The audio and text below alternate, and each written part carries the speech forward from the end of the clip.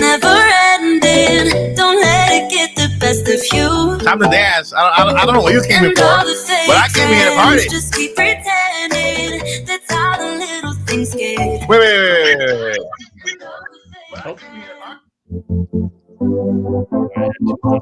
All right. Welcome to 106.7 FM. The podcast you've been waiting for all week. It's the Nintopics Podcast Party. I don't know how you're feeling, but I'm feeling excited, and it's time to celebrate. I mean, the time for hype has not ended. We are on a roll, and it's dance party. If you're not dancing in the chat, I don't know what you're doing, but I think it's time to dance. Wait. What happened to me? You gotta do the Samus dance. 1, 2, 3. Yo.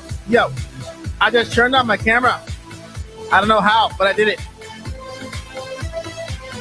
You look like a morph ball now. I'm back. There you go.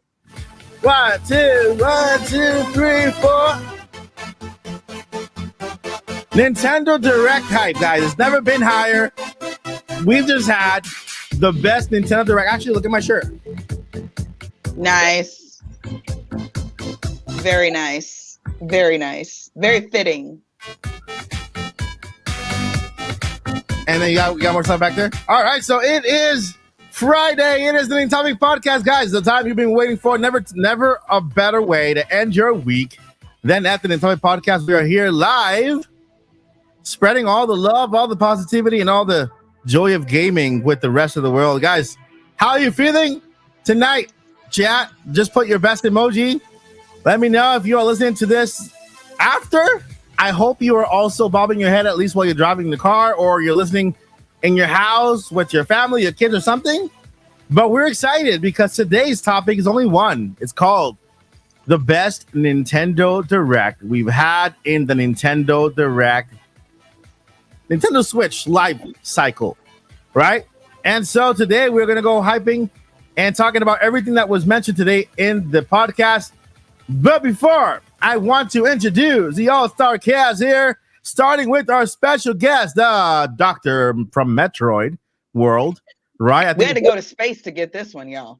Samus's Future husband. future husband. Let's do that. Yeah, I'll take that. So yeah, Samus's future Oh, husband. you already married. Mr. Andre's restart. How you doing, Andre? I'm good. Thanks for having me. Yeah, I'm sorry I was a little late, but No, you're good. Well, we were all late in the podcast, so we're good. We're good. I was the one that was on time, surprisingly, for a change. Very good. But yeah, I'm excited to talk about the Direct and especially Metroid. It's crazy. It's insane. It's insane. I mean, we'll talk about it. We'll talk about it. Then moving on to Miyamoto's backyard. I think he's mowing the lawn right now. He's feeding the dogs. He's Furukawa's illegitimate son, Paul Gale. Network. How you doing, Paul? Pretty good. Mr. Miyamoto, he's mowing the lawn right now, but he's doing it in the shape of a Triforce. So there you go. I mean, what a guy. As he should. I've done that before. I gotta share the picture. I've told you all before about it, but I've mowed my backyard lawn before in the shape of a Triforce, and I raked all of the leaves to be in the Triforce like golden fall, and it was dope. But I'll do it again like this year when the fig tree leaves fall. But anyways, I'm doing great. Still super hyped, super happy off of that Nintendo Direct. Watching it, I was saying, could this be the best ever? It's one of the best ever. It's one of the most meaningful ever. That's for sure. But we'll get more into it. But I'm doing great. I saw that on Twitter that you are slowly turning your backyard into Super Nintendo World Part 2. Is that right?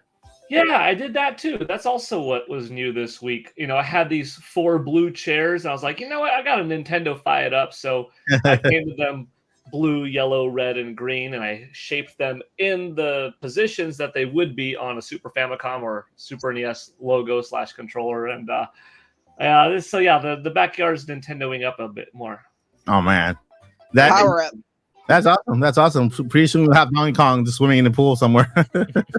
I did like a giant banana for like a DK themed pool floaty. Get like a hammock.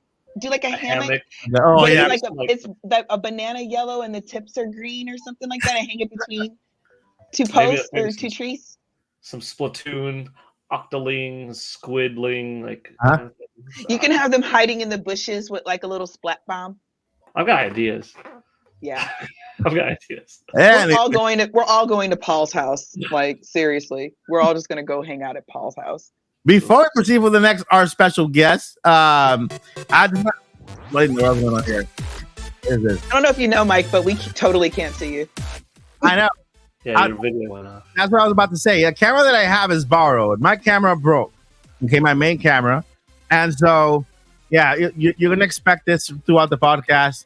Well, I have a good picture there at least, you know, the kind of in that little animation that kind of, I don't know, gets bigger and smaller every time I talk. But you have to show off your hair. You have to show off your hair tonight. Oh no, I don't have purple hair anymore. It came out way too light, so I was forced to dye it black to dark. And she goes, my wife. She goes, next time I'll take you to a place, because we did it ourselves. I tried to bleach my hair myself, and then I colored it myself, and it came out like purple, light purple. You guys, it's like a light purple, almost pink. Put a 1 in the chat if you actually believe that story. I'm just worried about you going bald. Yeah. Oh yeah, that is a problem too. Too much chemical is not good. Like, you have black hair, right? Like me? Yeah, I do. Yeah. Yeah, like, isn't it harder to? I don't know. I've never colored my hair. I don't know how it works, but I imagine it's not easy for black hair to change color.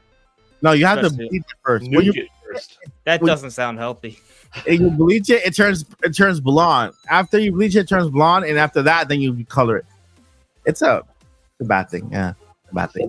But anyway, Okay. I want to We move gotta on. get to the Just keep wearing a hat. I got Hyrule over here.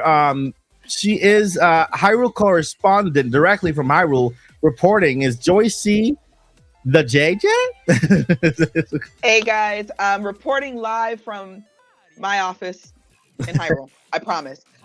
Link, and if Workout anybody landing? hasn't noticed, yeah, totally. Link has gone missing.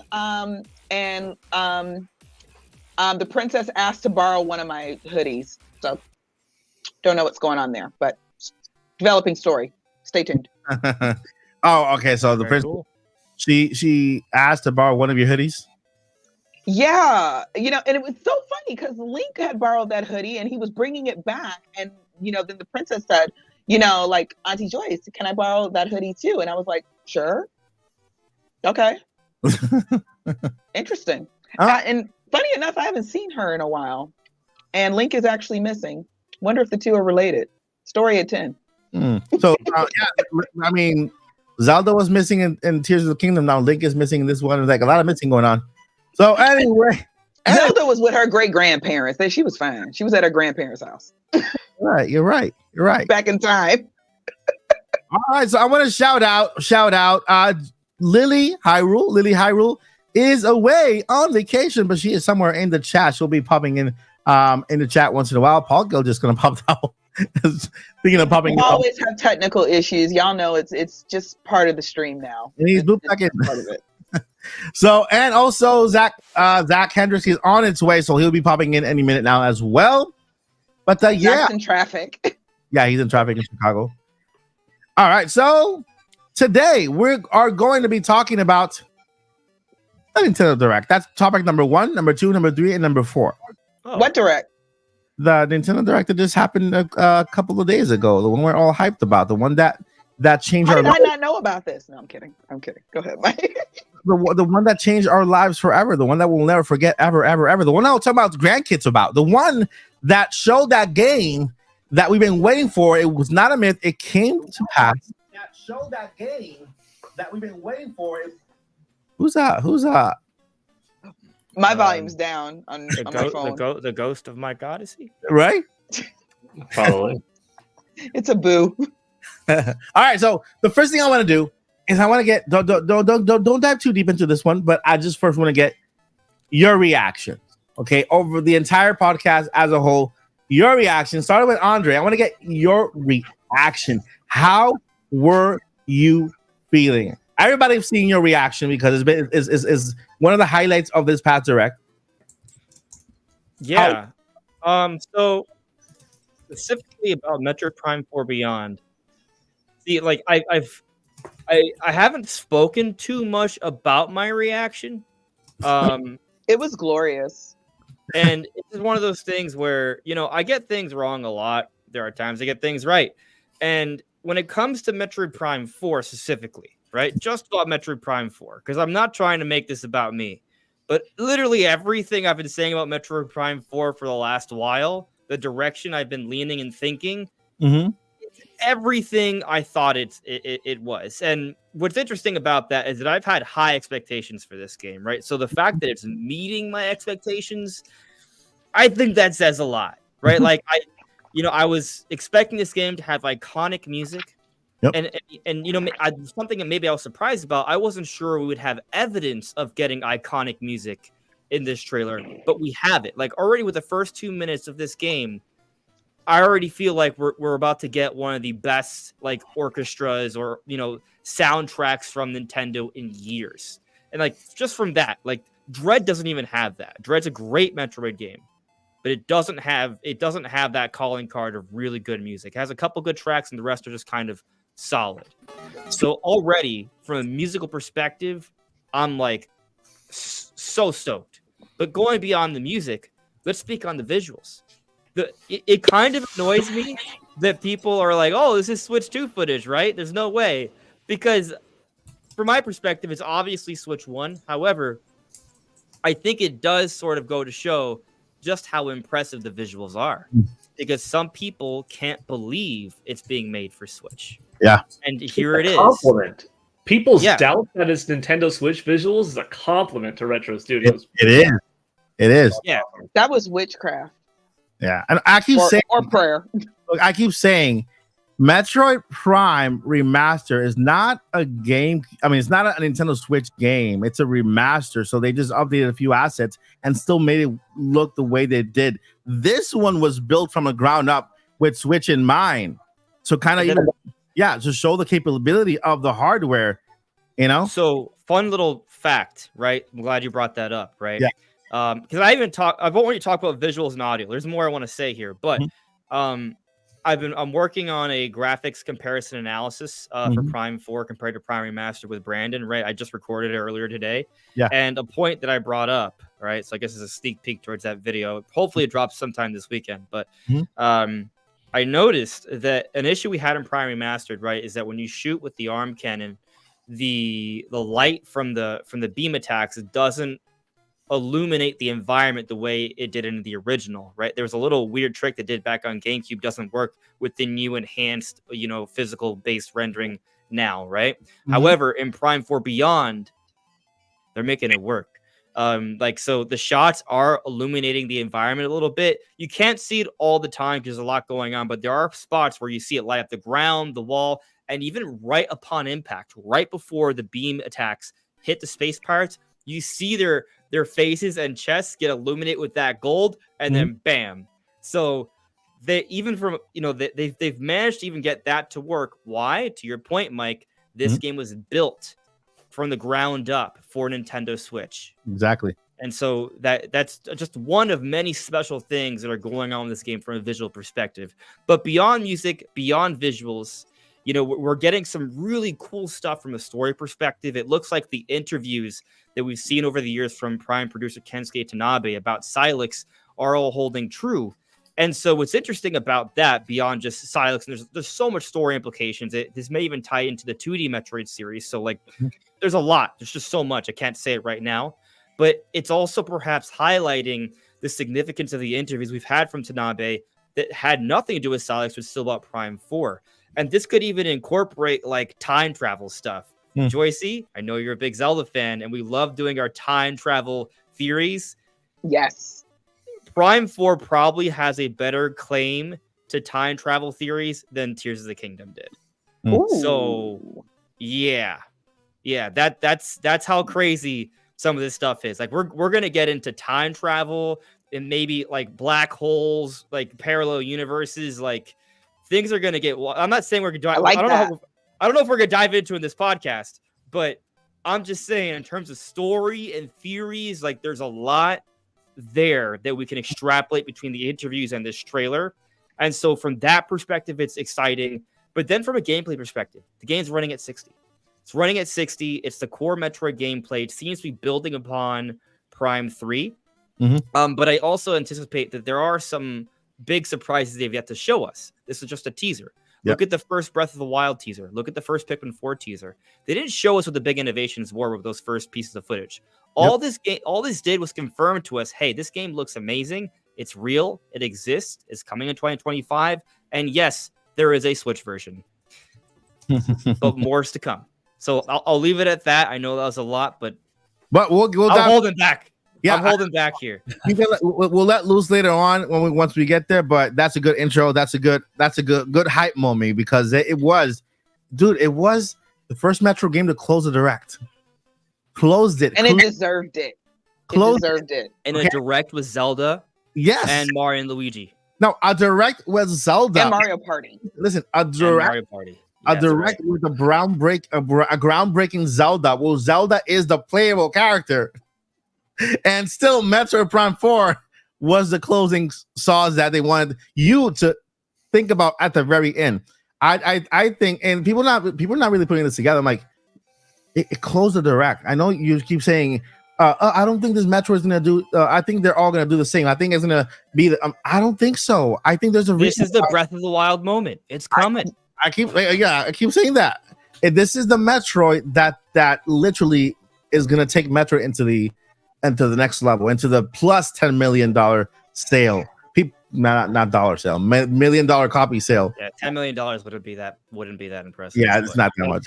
10 million copy sale. I mean, and I think is that with every new Metroid, I think the bar will be set higher. This one is going to set it so far high, and and when when Metroid Dread was sold that much, it was the best selling Metroid because it was also another game that was built on the Switch for the Switch, right? It looked great. And then basically it's a new Metroid. So I'm guessing now all these older fans that exist now in the Nintendo world are going to appreciate Metroid more than ever. And I think it's going to sell very well. But we'll get into that. Joycey, what are your thoughts? What are your... go ahead. Just say what you feel, Joycey. I cried, y'all. I straight up cried. Because... first of all, cuteness overload. Okay, It was. Yeah, Samus was cute as hell. I know that's your wife, honey, but you know we gotta talk. Yeah, you can see her figure though. I mean, so okay, little hip I'll give to you the that. side. Yeah, she was spunky. Yeah, she's been hanging out with Bayonetta, I think, because only Bayonetta stand like that. But anyway, let me stop. Seriously, Echoes of Wisdom. I have been the main one that has been saying for years, we don't need to change the protagonist. We don't need to replace Link. Give Zelda her own thing.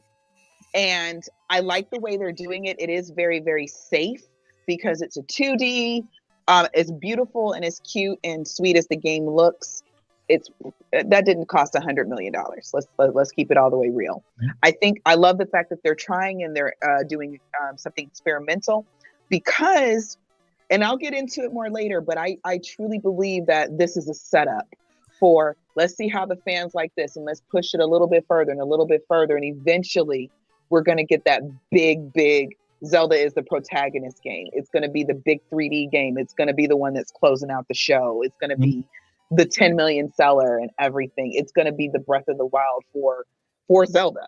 I don't know exactly what that looks like because, I got plenty of ideas, but I don't know exactly what that looks like. But as far as what we have right now, I absolutely just think I think it's wonderful. I think the story is going to be great. 2D Zelda really doesn't, and top-down Zelda really doesn't disappoint. Everybody already knows my favorite game, Zelda games to this day, is still A Link to the Past.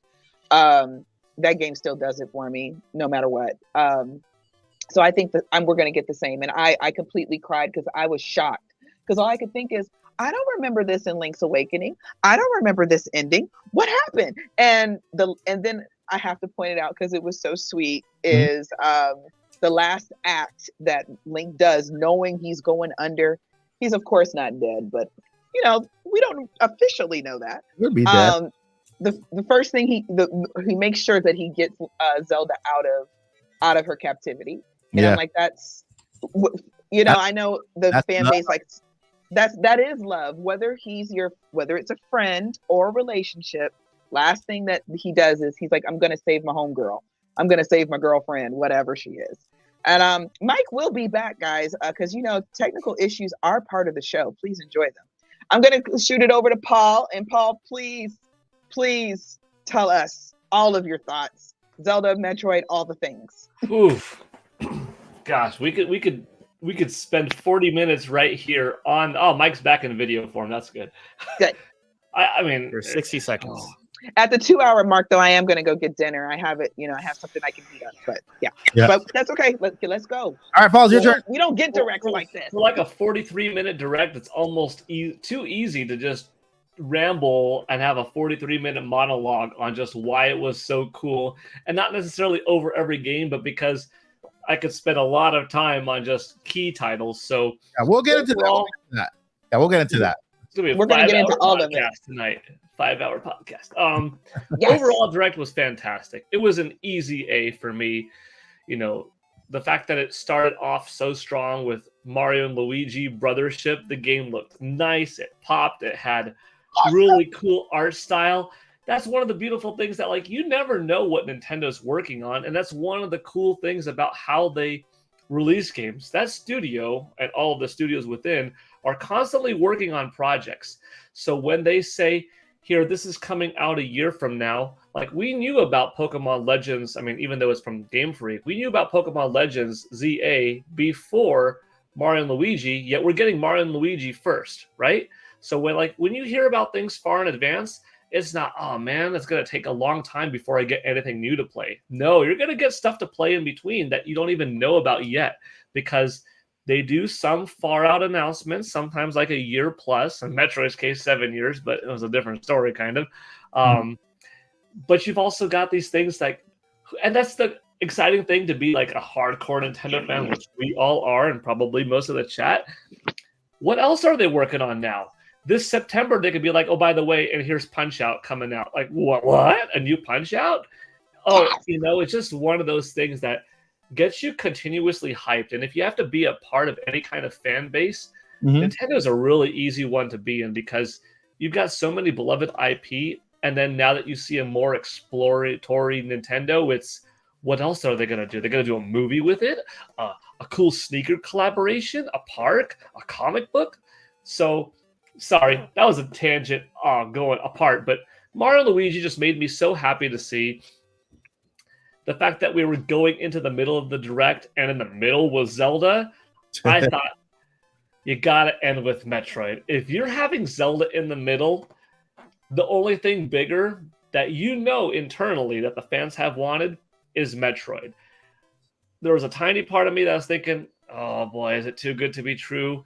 No offense to it. I love Fire Emblem, but could they end with Fire Emblem, Genealogy of the Holy War, this gorgeous looking new Fire Emblem game, but it wouldn't have the same impact. I think that you would have had Zelda flipped, maybe. I don't know. I was convinced it's Metroid. But before we even got to Metroid, we had that silhouette of this guy right here.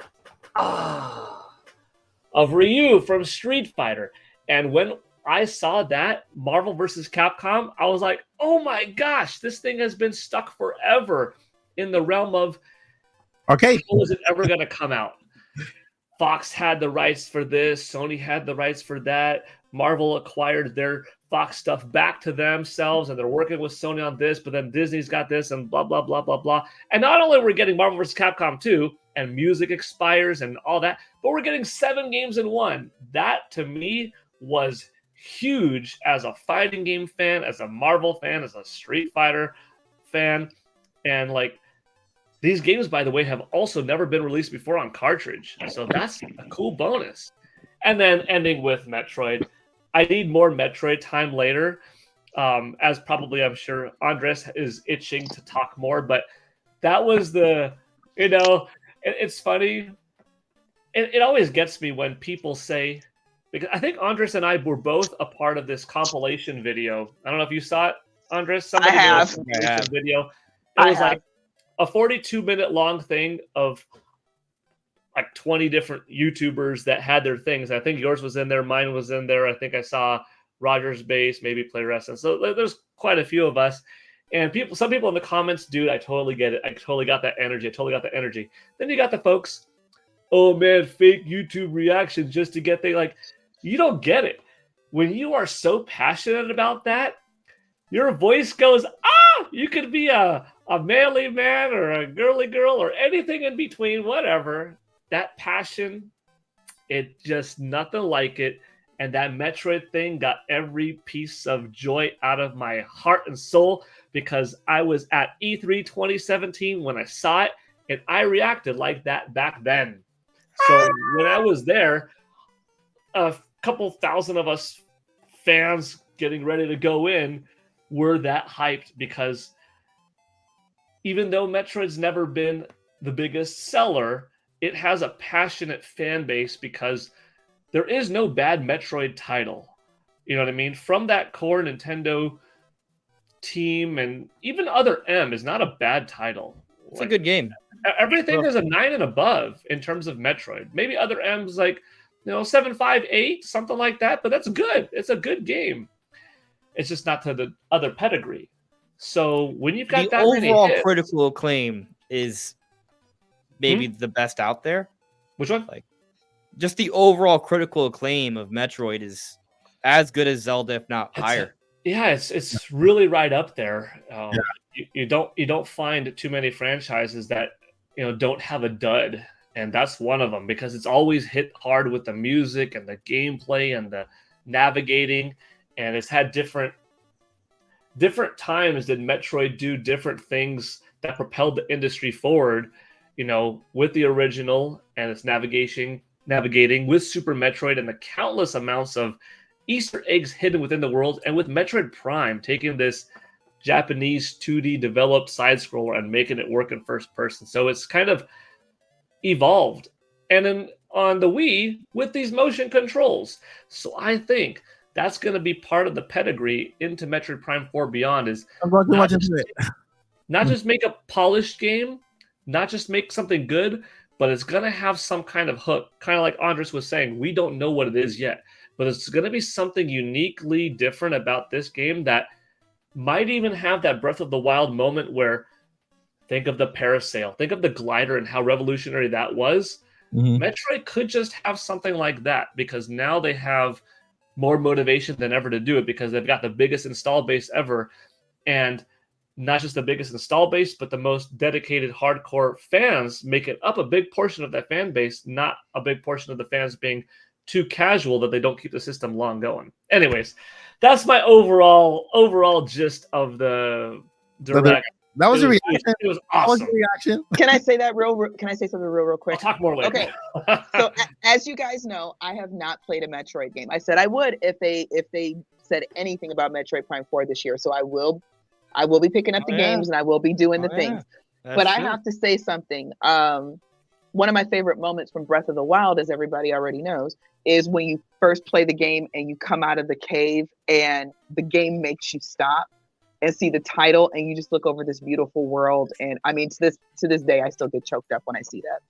Seeing Samus come out and hearing the music, I was like, Queen, slay. Okay, now. Oh, gameplay. Okay. We're going. Here we go. Okay, maybe I should. I think I need to get into this. This is a queen. I need to respect the queenship here, or respect the bounty hunter here. So yeah. Of course, Andres, I've been listening to him for a few years, and so I think he sold me too. I just talk into it. I talk it into existence. Yeah. I mean, all this time, I believe you. All right, so I'm gonna keep my reaction short, because believe it or not, everybody's reaction wasn't really a reaction. They were just so hyped about getting into it's emotional. It is right. Who cries because of video games? I do. So I was just a quick thing. Like, I was talking about with my dad the other day. I was trying to get him to understand. It's like, listen, when we watch sports, right? Like, If I'm watching the Miami Heat and it's a close game, right? It's the last 6 minutes, right? We're down 15, but we're making a comeback, right? We're making one shot, there's a defensive play, there's some physical energy on the court. Like, I get into it. I will stand up, I will flex, I will scream, right? Yeah. That same energy, that same hype and excitement, I get that from this. It's, if anything, it's even deeper. The game is fleeting. That's one moment. This is something that's going to be, relevant for the rest of our lives once it releases, Yeah. So and that's huge. That's a perfect analogy, because this is like our sport. This is what we root for, right? This is what we live for, right? And so I'll keep my reaction short, and then I'll show you this, because this is what I think just happened. Nintendo proved to us that they love, not only that way, they love their fans. One, right? They love their fans. Because you can't tell me that any other console has given us game after game after game after game, like literally a first-party game every single month of the year for the last 7 years on the Nintendo Switch, right? Not just one or two big major titles, but literally a game a month, right? And in what could be the very last year of the Nintendo Switch as a standalone console, this is what we get. We don't get just ports or remakes. No, we get a brand new Zelda game. We get Mario and Luigi Brothership, the brand new Mario and Luigi. Right? We get Luigi's Mansion. Okay, that's a 2D. Metroid Prime 4 Beyond. Right? Super Mario Jamboree. Donkey Kong Returns HD. Right? We get ported Stray. I don't know why that took so long to get to the Switch, but we get all these amazing games. On this Nintendo Direct, we get a PlayStation exclusive in Horizons in Lego form, but we get it. Even PlayStation acknowledges how powerful the Nintendo Switch fan base is, and the number of consoles sold. Because I just read a Twitter today where I think it was the president of Nintendo saying, "You know what? I wish we can come to a point where there's only one console." And we just developed. I think that was PlayStation, the new president of PlayStation. He started. Yeah, PlayStation. Yeah, I wish we had just one console, and then we can all develop for that one console, right? I'm like, yeah, that's what you want, and that's what you're saying now, because on whose, I wonder. Exactly.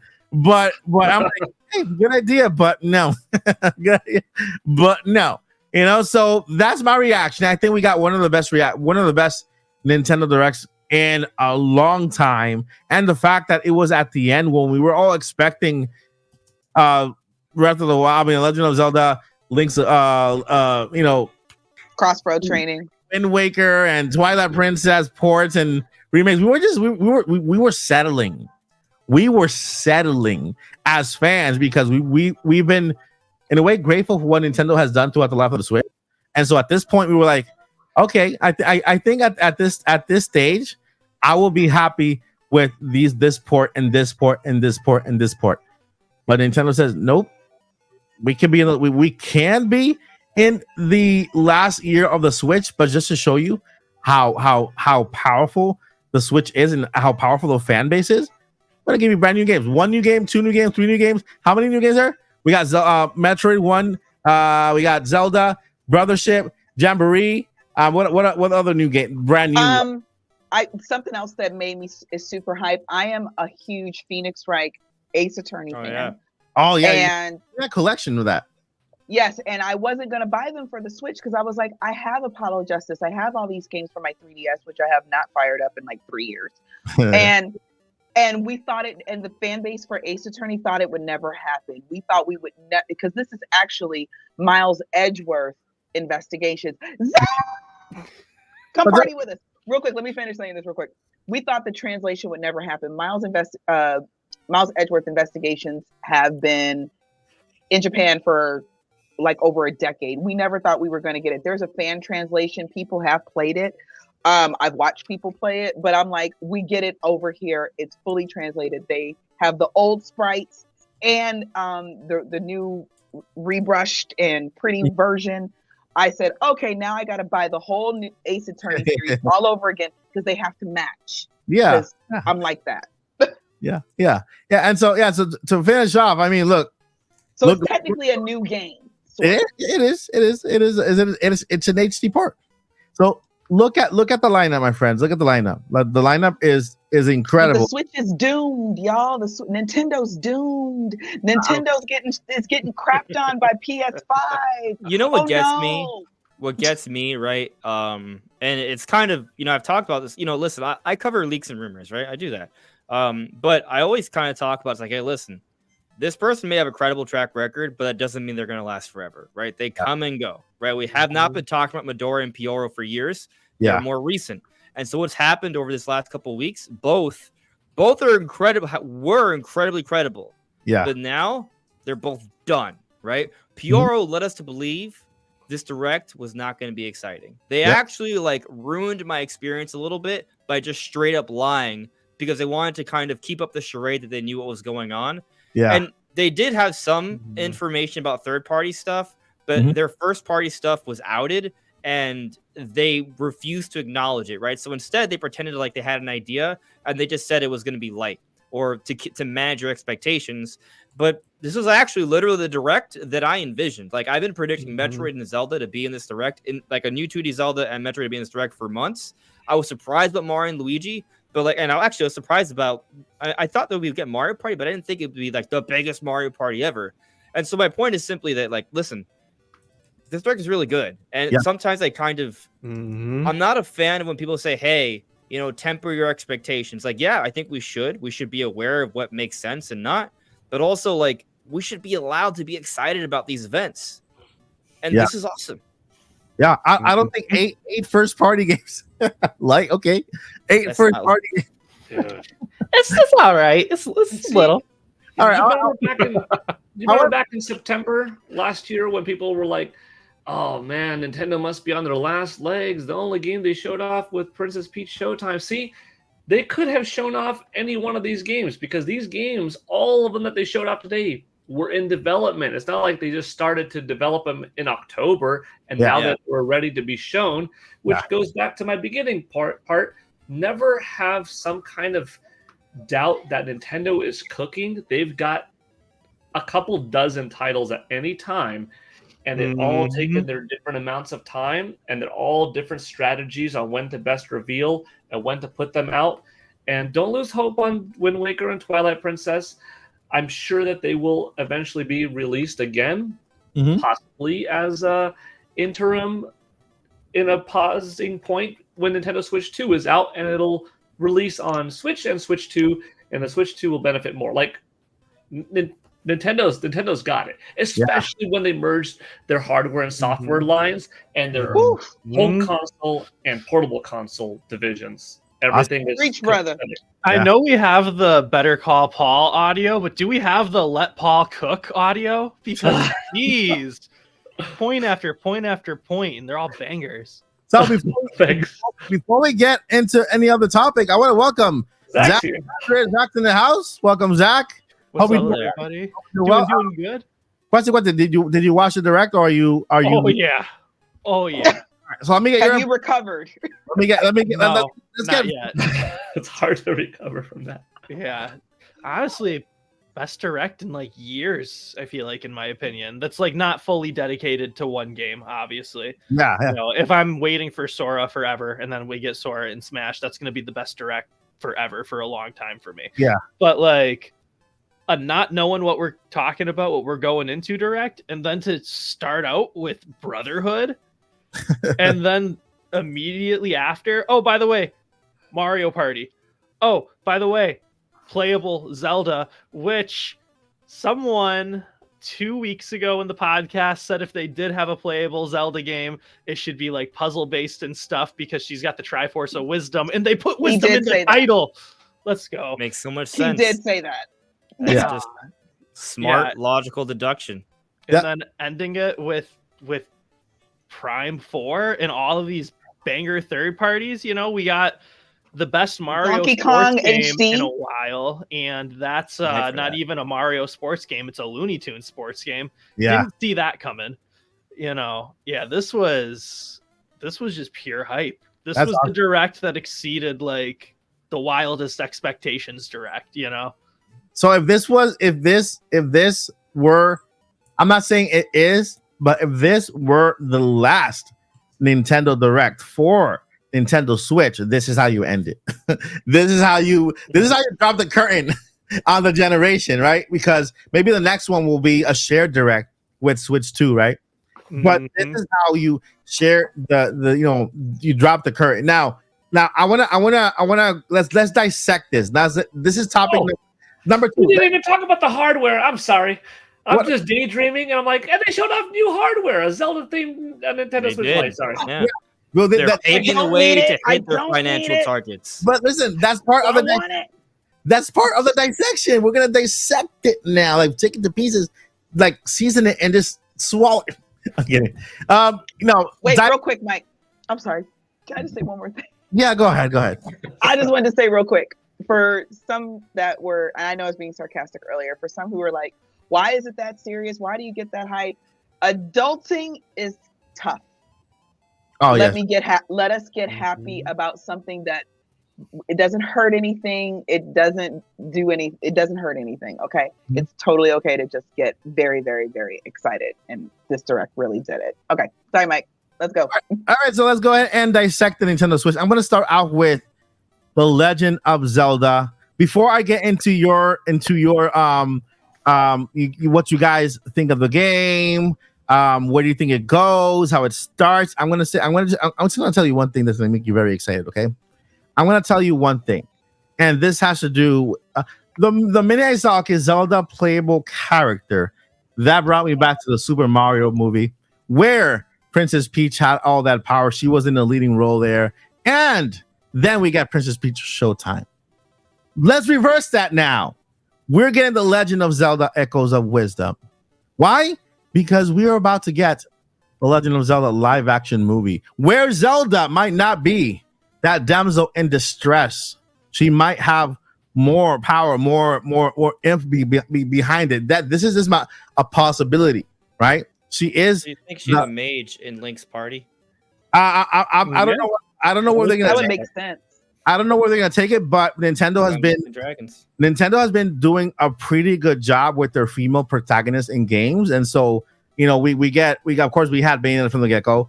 We get now we get Zelda here. Before that, we got Princess Peach Showtime, right? And so they've been kind of pushing that and making sure that we have a variety, right? But with Zelda Echoes of Wisdom, I think this game is meant to kind of not set up, but more like give you an idea of Zelda and her power, right? Not make her feel like the damsel all the time, but let you know, hey, this girl here, she held Calamity Ganon for 100 years while Link took a nap.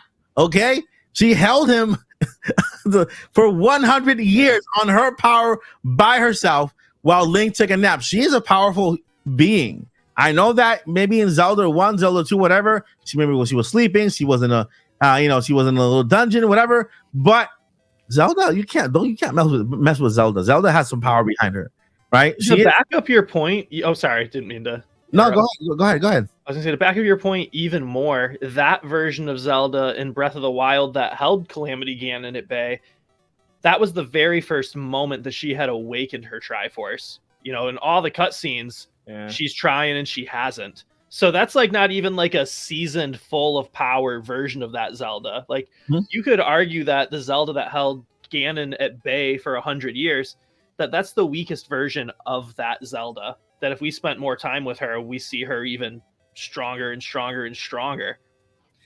Yeah, the thing is, we don't see her get stronger in Tears, though.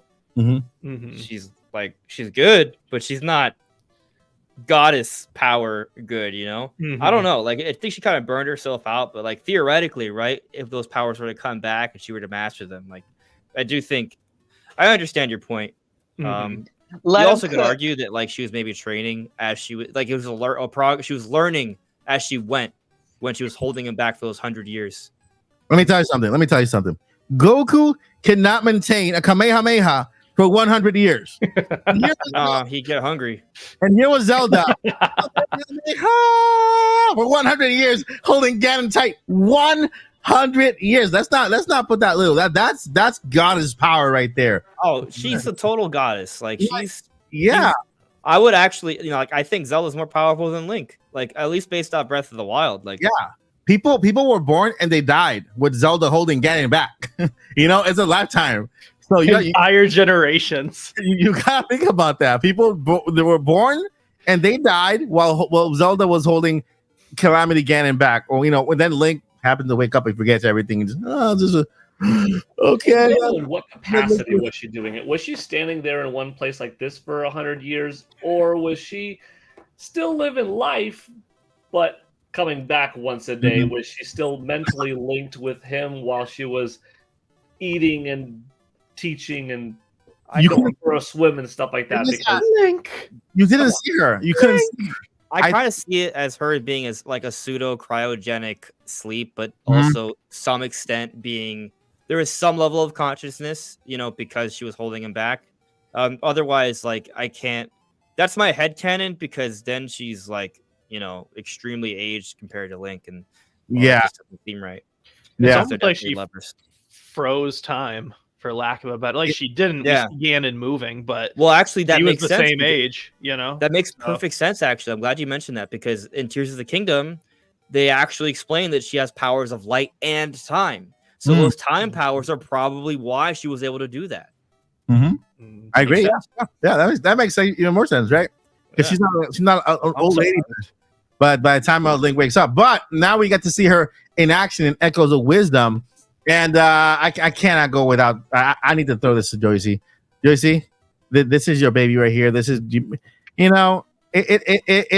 it's been a while. It's time. This is a groundbreaking Zelda game. This is a mainline game. It's not a side game like people are saying. Oh, this is like a little side quest. No. This is like they said this is a mainline. The next, what do you call that? The next thingy in the Zelda franchise. Installment, yeah. The next installment in the line, and they mentioned this game. So this is canon. This game is canon. It's not just a little side thing here. It's not a dream. It's nothing. It's real. So take it away, Joycey. What do you think? I'm gonna cry all over again. Wait, while you talk, I'll get that trailer. Oh God, that is gonna make me cry. Y'all, I've been saying for months, we're not getting another Zelda. We've had all of our Zelda. We're good. It's time to, shine the light on somebody else. And somebody at Nintendo, probably my uncle Anuma, my uncle 4 times removed on my dad's stepbrother side. Somebody said, we'll just give them one more at least. We've gotten so much Zelda this year. I am so excited. I love we don't see the trailer, by the way, Mike, if you're showing it. No, I think I hear it. Yeah, that's I heard the snap. I heard the snap. That was just me arriving at the website. Now I'm going to present it. Oh, okay. Yeah. But I have some other YouTubers say, well, if they really wanted to be brave, they would have done this and they would have done no. First of all, there is a fan base for 2D top-down Zeldas. I think this looks gorgeous. Oh, it's just so cute. You mentioned like later down the line, a Princess Zelda starring Zelda game could sell 10 million. I wouldn't be surprised if this game sells 10 million. I mean, one of the reasons why I thought we were going to get this year is because I feel like Nintendo needs an equivalent to Mario Wonder from last year. Yeah, I think this is it. Mm-hmm. And that Switch Lite, though, I said, what do I need a Switch Lite for? I need this one. I need it. It'll look great in a box that will be untouched on my shelf. I'm just so excited. And it is a mainline game. This is not a spinoff. This is part of the wacky timeline that technically doesn't exist. Allegedly, word on the curb is that we are getting a new update to the timeline when what's the name of the book? Y'all, it's already or something. Yeah, the Masterworks. What, part 2? Is it part 2 or volume 2? I don't. Either way, sure. Some update that's based off Tears of the Kingdom book. Yeah, something like that. So whenever it comes, I'm gonna buy it, of course. And also, side note, Anuma is a good-looking man, y'all. That is a good-looking man. Maybe we should invite him to the calendar. Right? We should. Zach, you don't know, but we're doing a Nintopics podcast calendar. So everyone's going to get in the best shape by December for a 12-month or more calendar for the year 2025. And we're going to pick our months, pick what game we want to represent or character, have a little bio about us per month. and yeah, it's gonna be a cool photo shoot. That's what the gentleman will be doing. Yeah, I think Joycey's gonna be. I don't want to say just kidding. I'm serious. No, yeah. I think Not to derail the Zelda thing, but I know you guys probably talked about this a good amount before I was here. So I just got to say, if somebody's doing the fireman style thing with like kittens, it needs to be Mike, and then we need to edit the kittens into like Pichus. Oh my gosh, Okay. yes. We need that in life. Okay. Okay. Seriously though, I'm just saying I'm excited.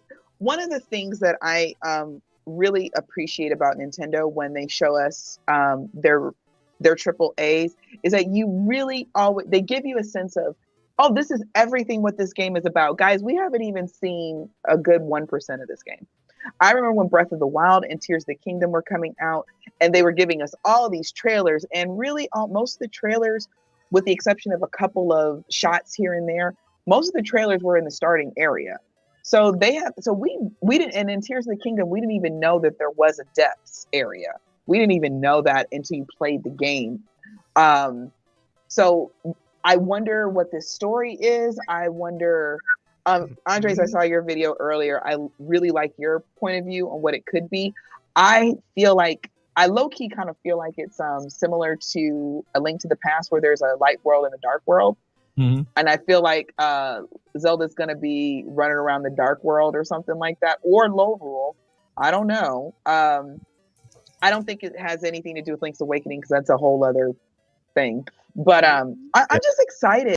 I'm just excited. I want to see how this works out, because that's what I've wanted. I wanted Zelda to do her own thing. She's not fighting with a sword. She has her own thing. Yes, She got her own thing. She's Miss Independent. I love it. I'm here for it. I'm here for all of it. I'm just watching this, right? And part of me is, as a dad, part of me is getting very emotional. You know, I'm like, man, here's Zelda, man. Zelda is on her own, man. She's her own little woman there, just kind of really fighting all these kind of creatures that Link is used to fighting every day, and she's doing, man, such a good job, right? And so I'm happy that this is happening for the franchise. I think this will expand. This will be another market that will be reached, right? And so I can see my daughters getting into The Legend of Zelda because of this game. And so, yeah, I really do. And so, like, man, when I first saw it, I remember I wasn't yelling, but I was like very emotional. I said, man, why am I feeling so emotional right now? Look, this is Zelda. She's kicking it. I was not say you know. Yeah, she's kicking Heine and taking names. Yeah, and to me it's groundbreaking. It's new. It's exciting, and I can't wait to play it. But yeah, I mean, and to your point, it does have a similar map to Link's Awakening and no, A Link to the Past. Link's Awakening is not Link's Awakening. Similar aesthetic to Link's Awakening, similar map to Link to the Past, and A Link Between Worlds. Yeah, that's exactly what I want to say. So, yeah. Similar creativity as Tears of the Kingdom. I get my it's not working. It's supposed to happen. Yeah, analyzing the trailer for this game, like, it's so clear that the fingerprints of Breath of the Wild and Tears are here from a gameplay structure. Yeah, you know, like the Echo, the Triron, the Echo is like that. Is straight up just another version of like Ultra Hand or Magnesis, where you're given this ability early on, but it has a wide degree of applications that are limited mostly just by your own critical thinking and creativity. And so they're going in that same direction of everyone's going to have a slightly different adventure based on what they choose to do. And it does make me wonder about the world structure, right? Like, is this going to be open world, right? In the sense that you're going to be able to do things out of order, or is there going to be a set kind of dungeon design? My theory is that the rifts, right, those purple things, they're basically like this game's version of like mini dungeons or shrines. And so I'm kind of thinking that when you get into them, you clear it, right? Because we saw some shots where you're inside that area, and so I think you clear it, and then when you get out, that part of Hyrule is restored. Oh, nice. Yeah, that's my theory. I hope that it is like The Legend of Zelda and A Link to the Past, where you can complete it in any form that you want, and so it technically is open world, but it's, but you still complete it in any form you want. It'll be awesome, and I love that theory. I love that theory because you go, it is kind of spread out in different regions, so that you can actually go to each region and dive in there.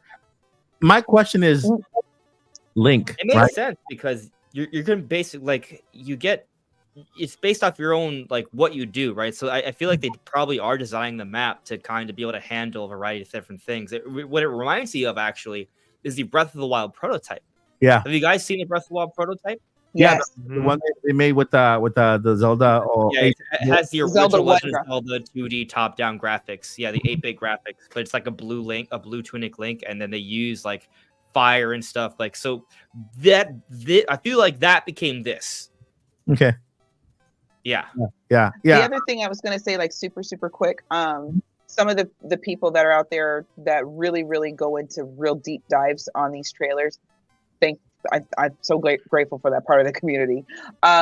They have found a lot of things that reference Tears of the Kingdom, the Zonai, some of the material, the patterns, the style, and everything like that. And so it's got me thinking, like, is this after Tears of the Kingdom? I know it's way too early to talk timeline, but that has me thinking. So I'm like, ooh, is this like a distant relative of Tears of the Kingdom, Link and Zelda or something? Yeah. It's never too early to talk timeline. Yeah, and and so like at the very least, right? Like they show a wooded area that is tropical.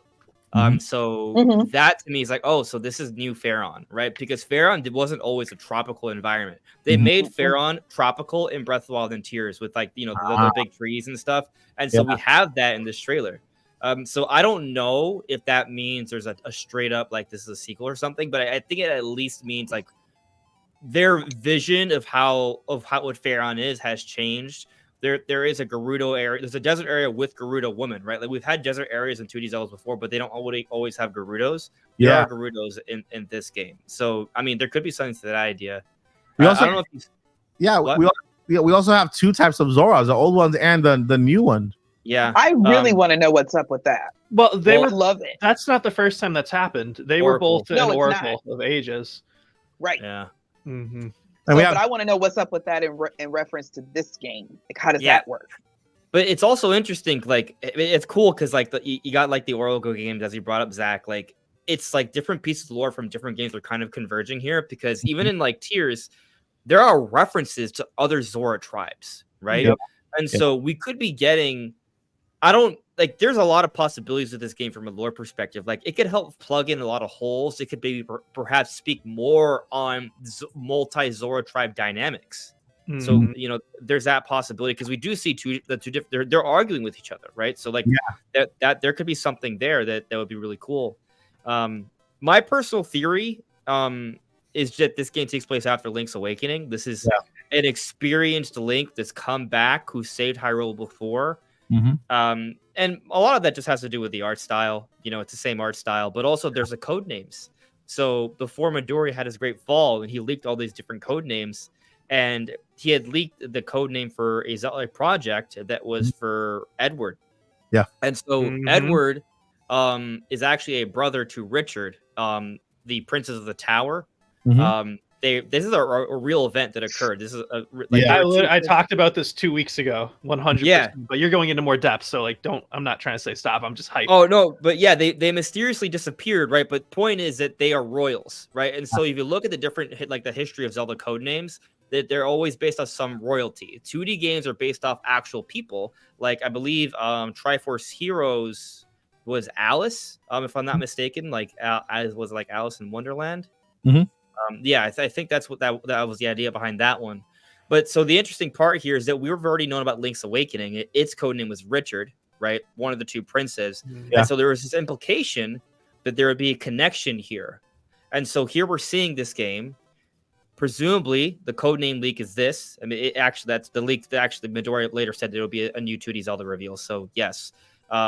So does that mean it's just linked via codename because of the visual style, or is there like an actual lore story connection as well, be it a prequel, sequel?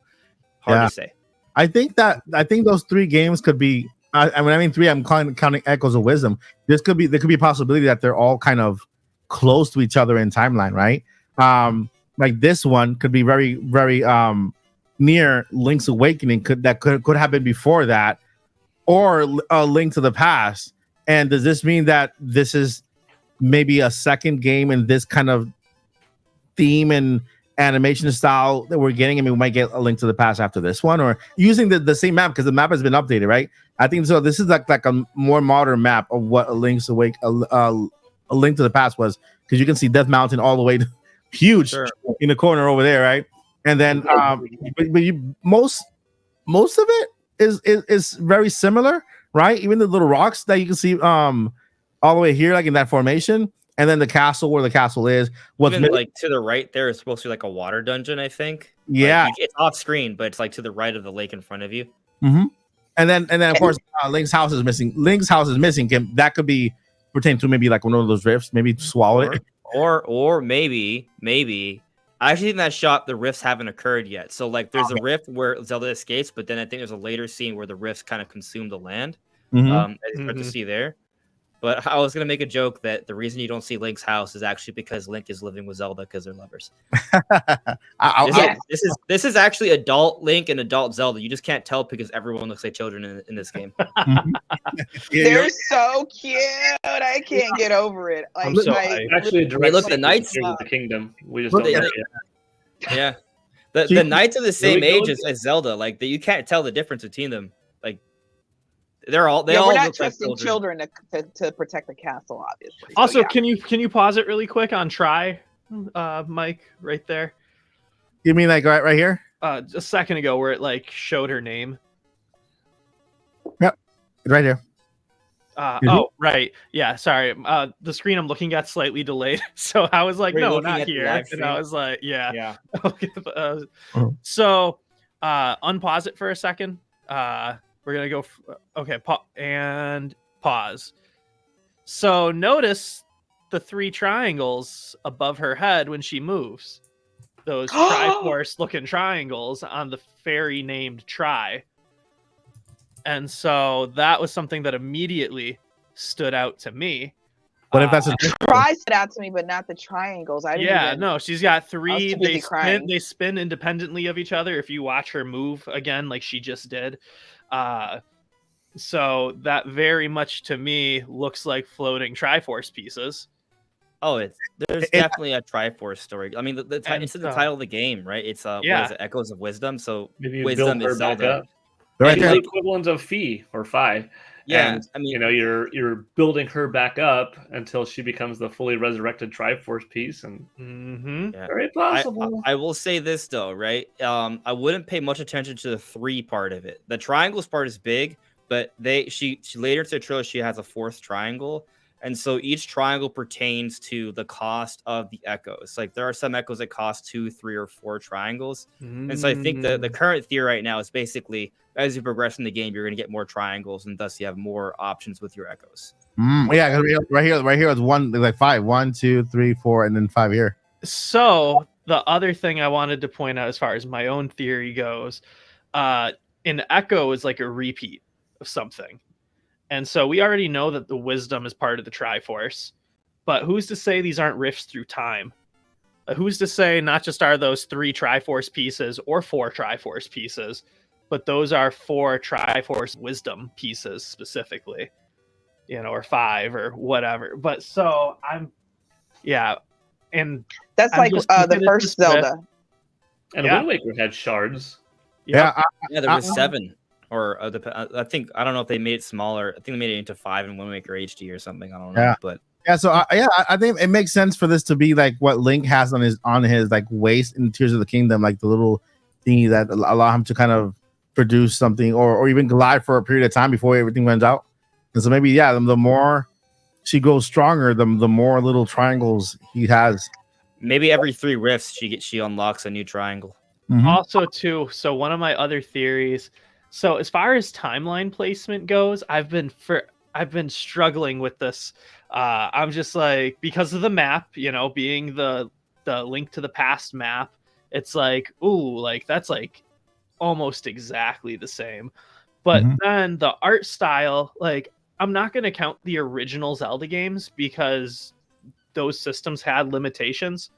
Like, since we've gotten to the point where you can do a different art style, no Zelda games have really had the exact same art style as a previous one, unless they are in the same timeline, like direct sequel type thing. I agree. And so, going back to your, the Edward and Richard thing, not just are they, because the English love naming people the same name, and so I might have it backwards. It was a minute since I was looking this up. But not just were they brothers, but the success.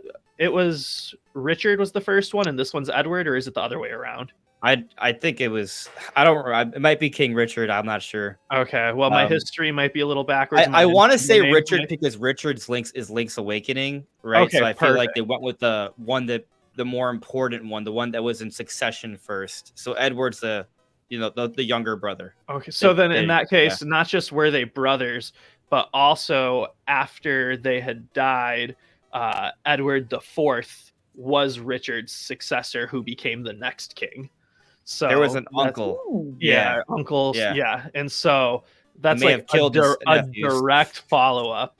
And so, that makes me think, okay, we could have Link's Awakening direct follow-up, which would be cool. But then part of me also looks at how this trailer opened and sees Zelda trapped in that little pink chrysalis, just like she was in Twilight Princess when we had to fight evil Zelda, but Link breaks it this time.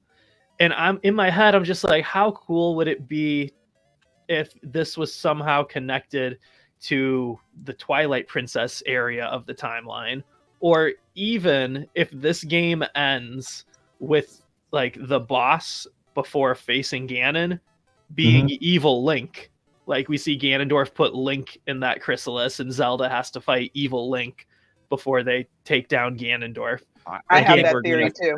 I think we're gonna fight a Dark Link. If you look at the key art, it's the Link. The Link in the key art actually, one looks angry. He's covered with a purple outline right next to Ganon, but also his sword hilt is different. It's a darker, squarer. Like it's a different sword. That just looks similar. Yeah. You know how Link in Link's Awakening, he took that trip on a boat to kind of train himself to get better, right? So I think that this takes place when he comes back. He finds Zelda trapped already, and so he immediately goes into boss battle right now. I know you had a question. You made a video on Link being playable in this game, and I think we probably gonna start with Link playable, and we're probably gonna do this boss battle, and then. Instead of the celebration, everything goes wrong, and that's when the game actually begins. I hope it starts that way because it'll be cool, right? It starts like a traditional Zelda game. You play Link, and then you're immediately launched into this boss battle with Ganon, and then from that point on, they make him pretty easy to defeat, right? And then all of a sudden, he falls into the rift. But yeah, I'm excited for the possibility of this being.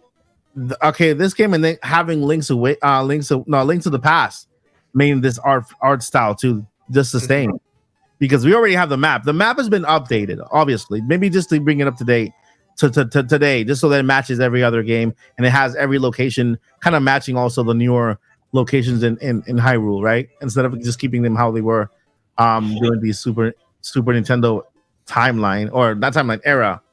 But Paul, what do you think? She's so cute. Cool. I'm sorry. I can't get over it. Cool. I always thought it'd be cool to have Link and Zelda playable at the same time, either as a two-player cooperative experience or kind of switching between dimensions, realms, light and dark. Like, in Metroid Prime 2, there is what you could do in the Shadow World, and then what you do there unlocks something that wasn't previously visible in the light, and then vice versa. Or like in Skyward Sword, there's stuff that you do in the past that makes the trolley go around and do it in the present, and that kind of thing. What if in the Rift world you are playing as Link possibly, and you are doing things that unlock stuff for Zelda up above or in this alternate dimension?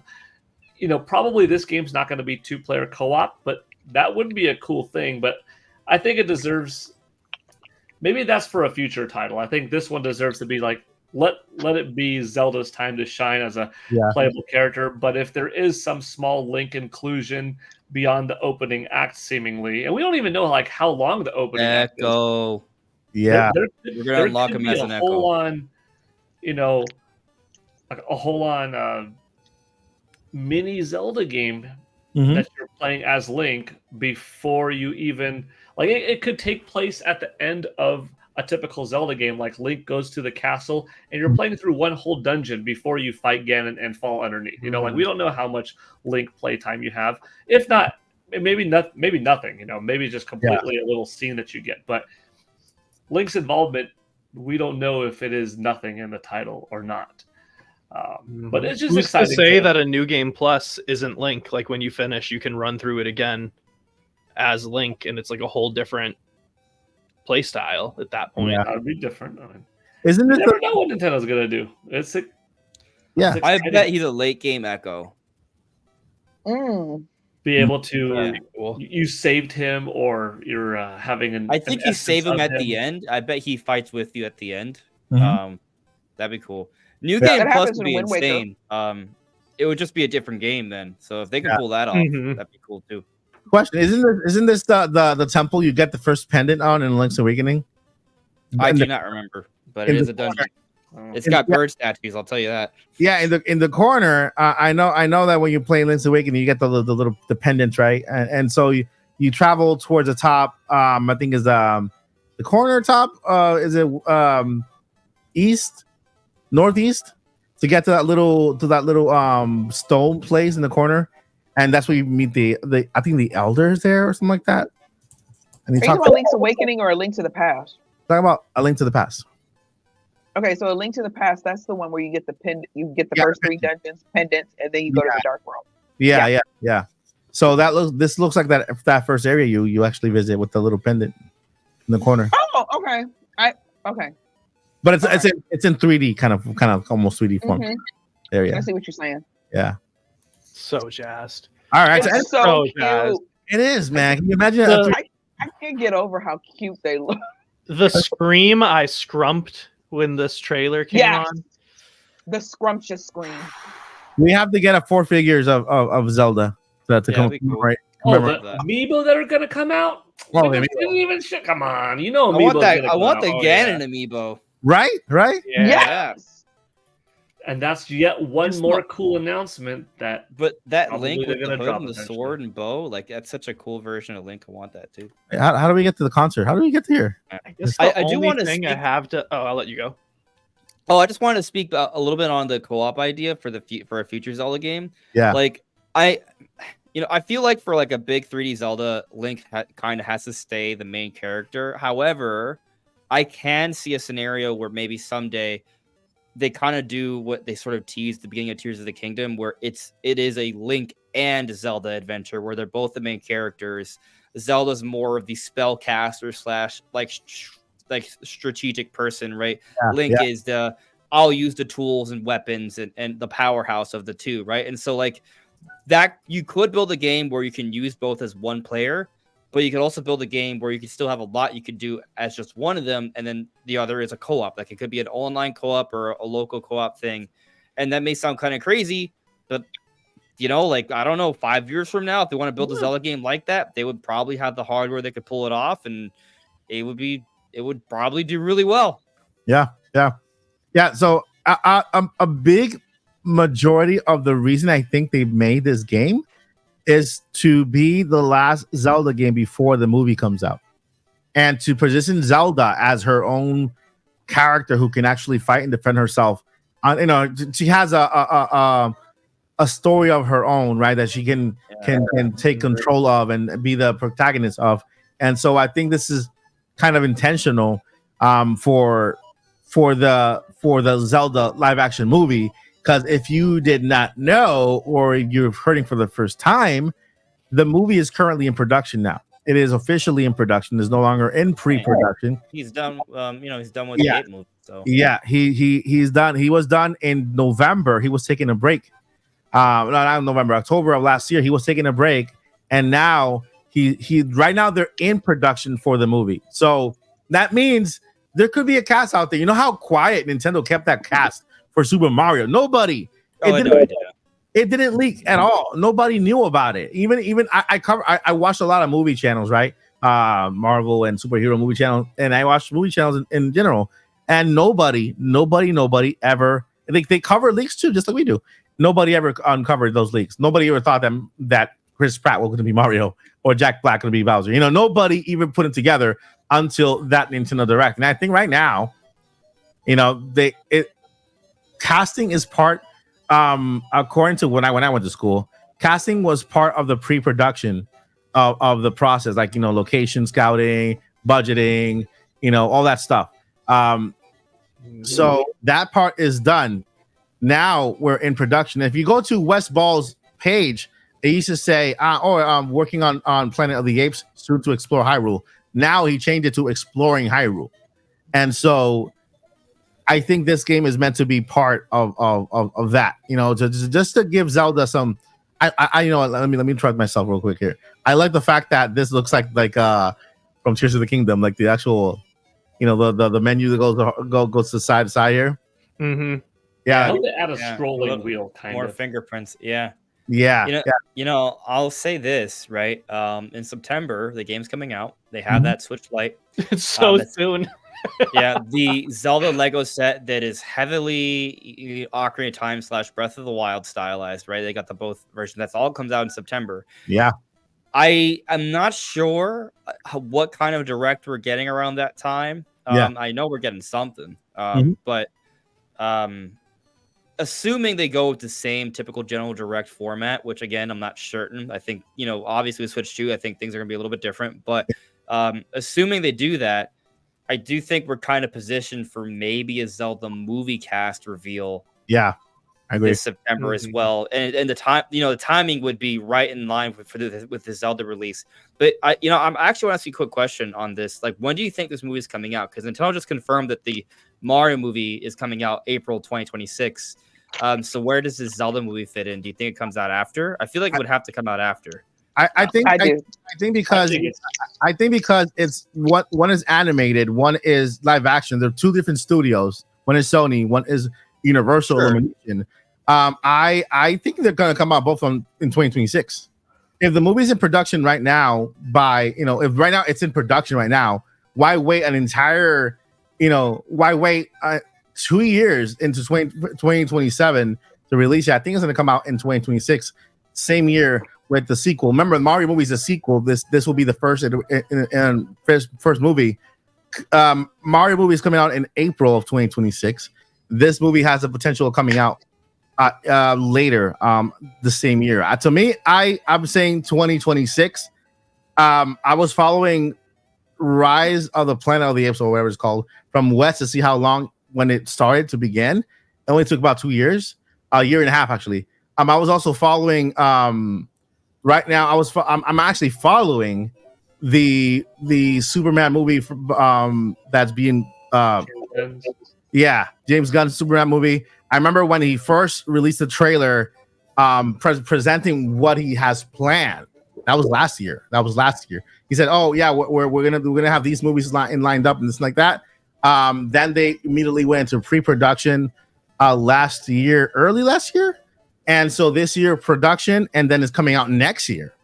So the thing is that, and I know Zach can speak to this, there's a lot of advances that have been made in the movie genre when it comes to settings, when it comes to locations, these big giant LED walls. I know the ones they use for this Disney Star Wars this guy Mandalorian, right? I was like, what the heck? They showed the behind the scenes and how they filmed Mandalorian and a whole bunch of scenes. Like, wow, man, these people are crazy, right? And so I feel like there will be locations that will be on field, like real field. I hope they actually do get a real castle somewhere.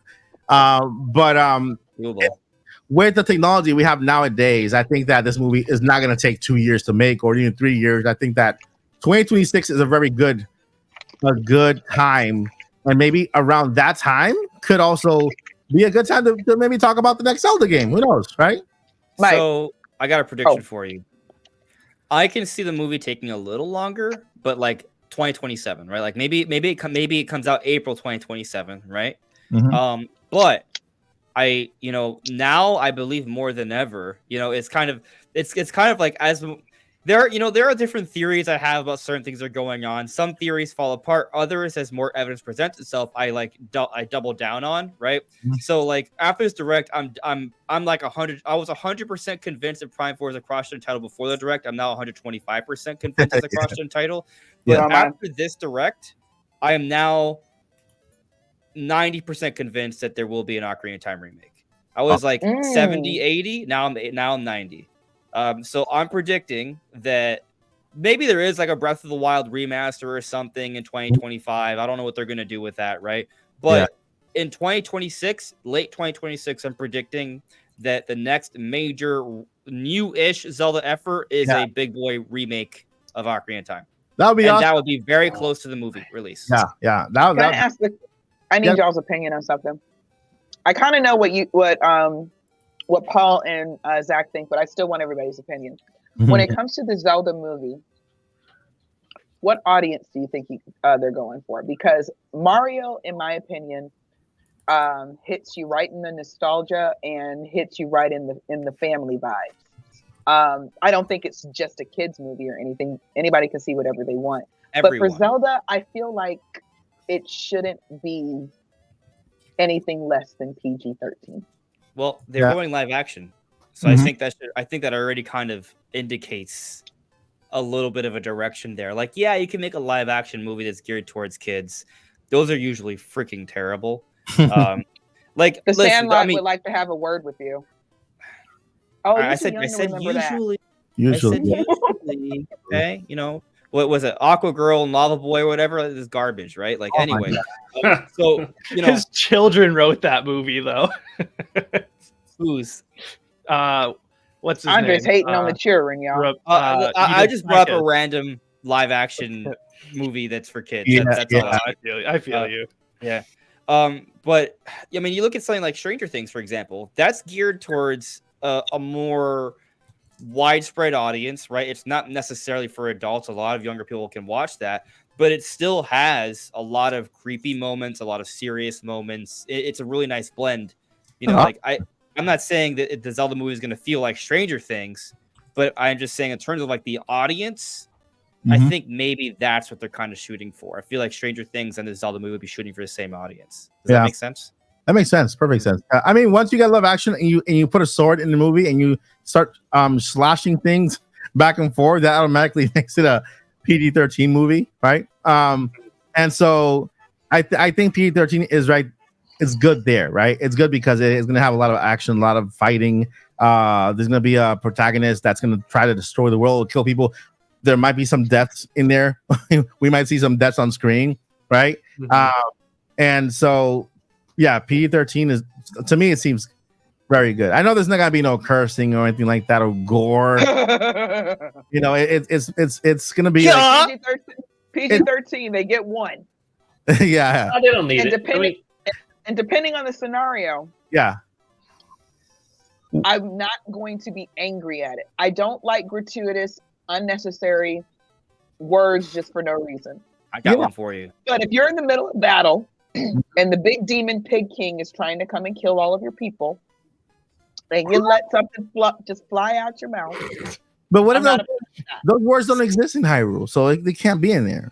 So you know what I love about Xenoblade 3? They created curse words. That's awesome. I like that too. Yeah, they have their own little curse words inside their little universe. Fucking that! Like I love it. Like Spark is fucking in Xenoblade 3 world. It's so cool. They could do that. Andre, Mr. Krabs is Oh, I apologize for stating a real word. It actually just means from a farmer's standpoint to plow the earth and to put seeds that you're farming into the earth. That's all the word actually means. You're just trying to, spread your seed. Yeah. So it's just blown out of proportion. You know what? Did you watch calendar ideas? Doctor Strange 2? Oh yeah. Doctor Strange 2 was just about as hard of a PG-13 in terms of intensity that I could think of. Like when Scarlet Witch was it's brutal. going all crazy in the alternate universes, offing the X-Men and stuff like that. Like, that was pretty gnarly. I think I thought you were talking about Doctor Who first, but then I was like, wait, no, wait, Doctor Strange. I've Doctor seen Strange. that. He had a And with how cape made out demonic of she was looking, walking through the hall and stuff, you could have a menacing looking Ganondorf. Sure. It could be PG-13. You don't have to have bloodshed when Link's, going through enemies, Lizzo cutting off their tails and stuff like that. But you could save a couple of key elements of blood, kind of like Ocarina of Time did.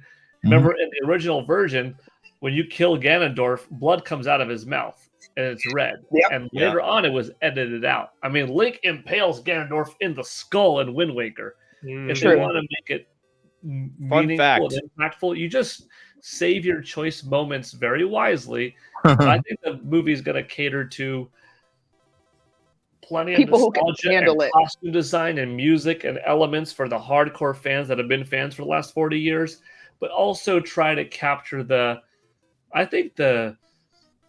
teenage audience where it's mature enough of a story that like the 14, 16-year-old plus fans will like it, but it's not too hardcore for like 10 and 12-year-olds, the tweens, to enjoy it.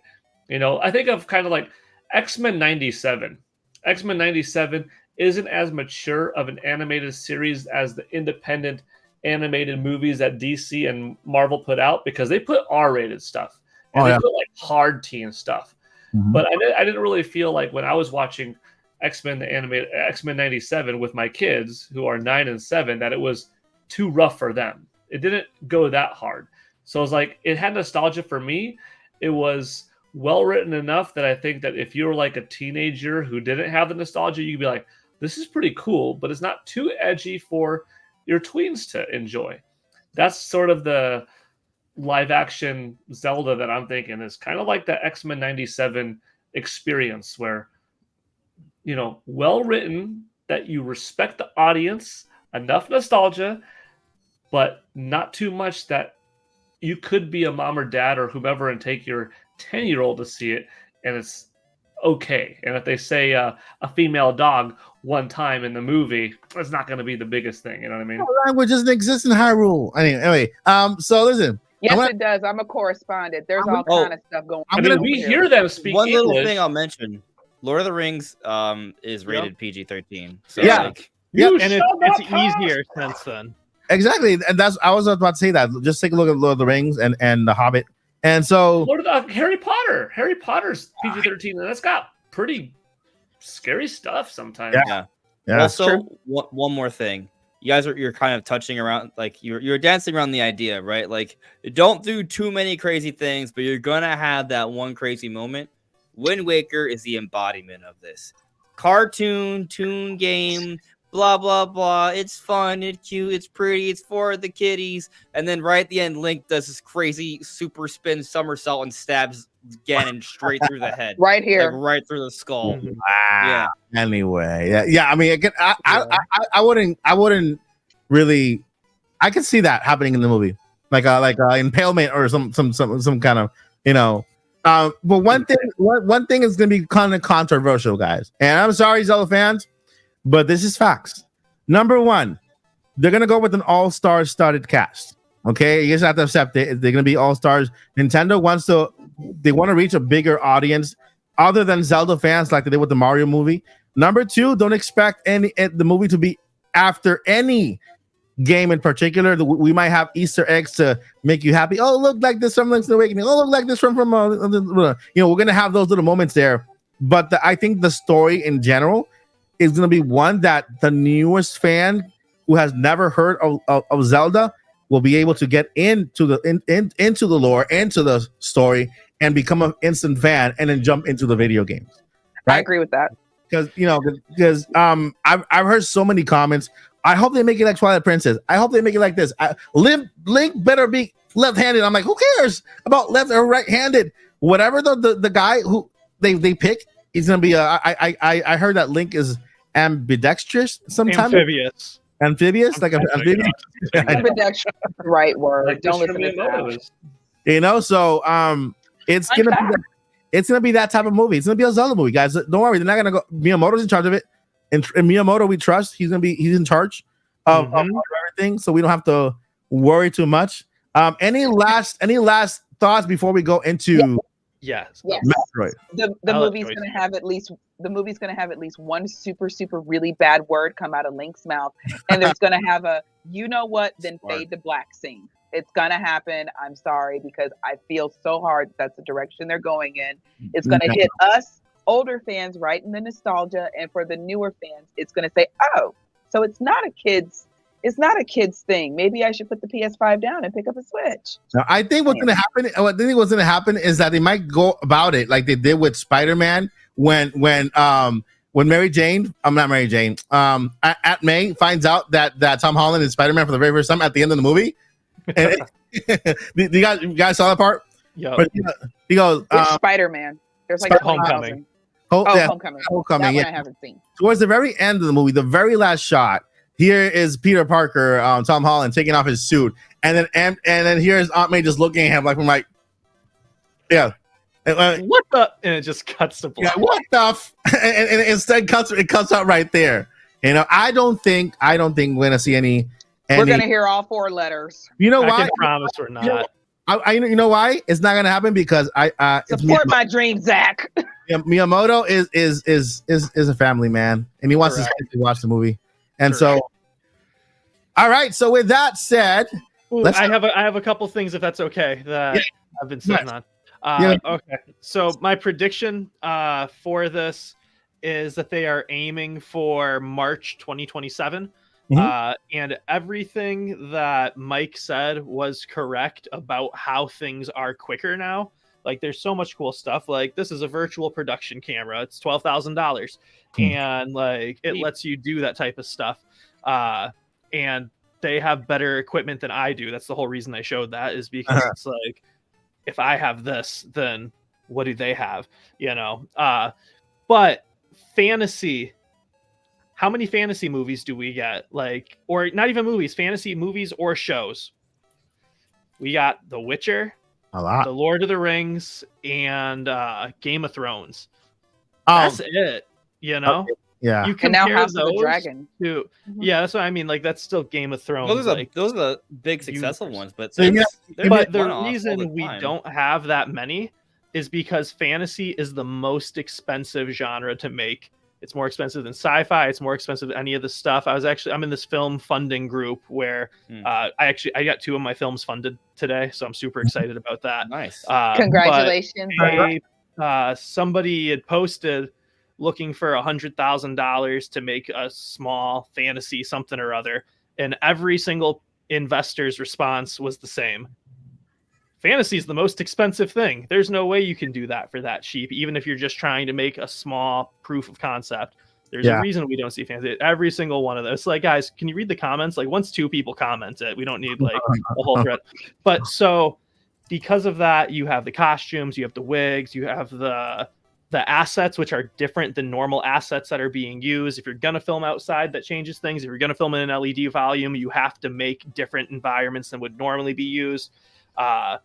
And so all of that to say, I could see it taking longer for that specific reason, is because fantasy is more difficult to make, and Nintendo has a very high standard, especially when the last live action movie they did was the movie that made them just stop doing movies in general. Yeah. I want to add something to that. Yeah, I want to add something to that. I would believe 2027 if Miyamoto would have not come to Twitter and say, we've been planning this movie for 10 years.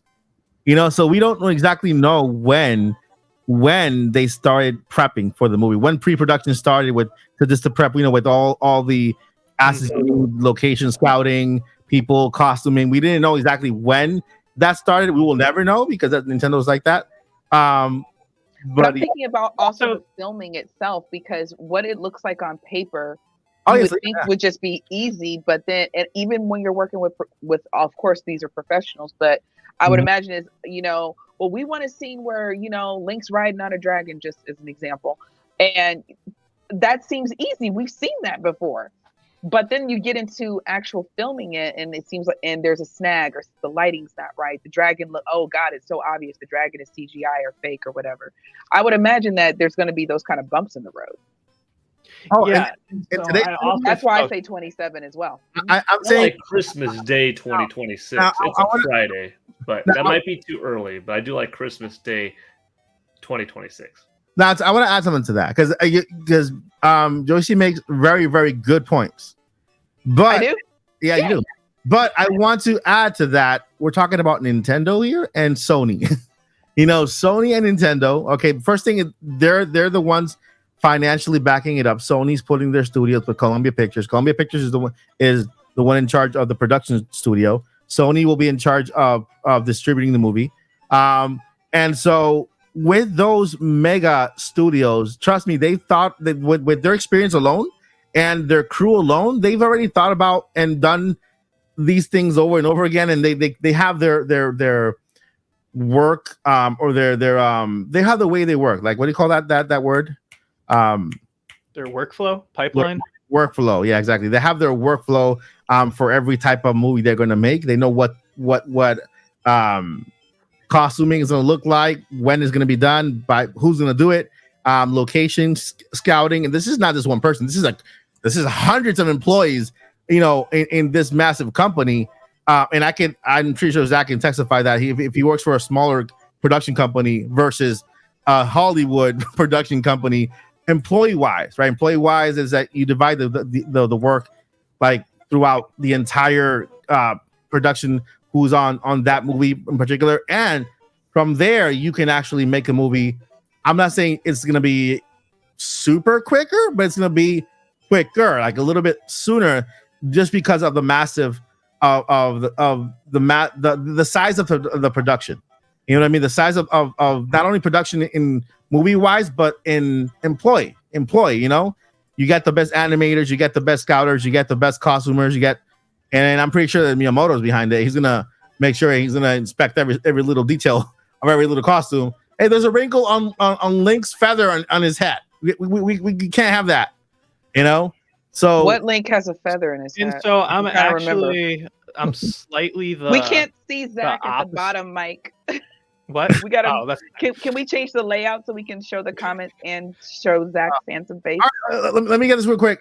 Question for all. Thank you, Boom Mini, for the $5 super chat. If you had to bet on which year Nintendo releases Ocarina of Time remake, which would you go with?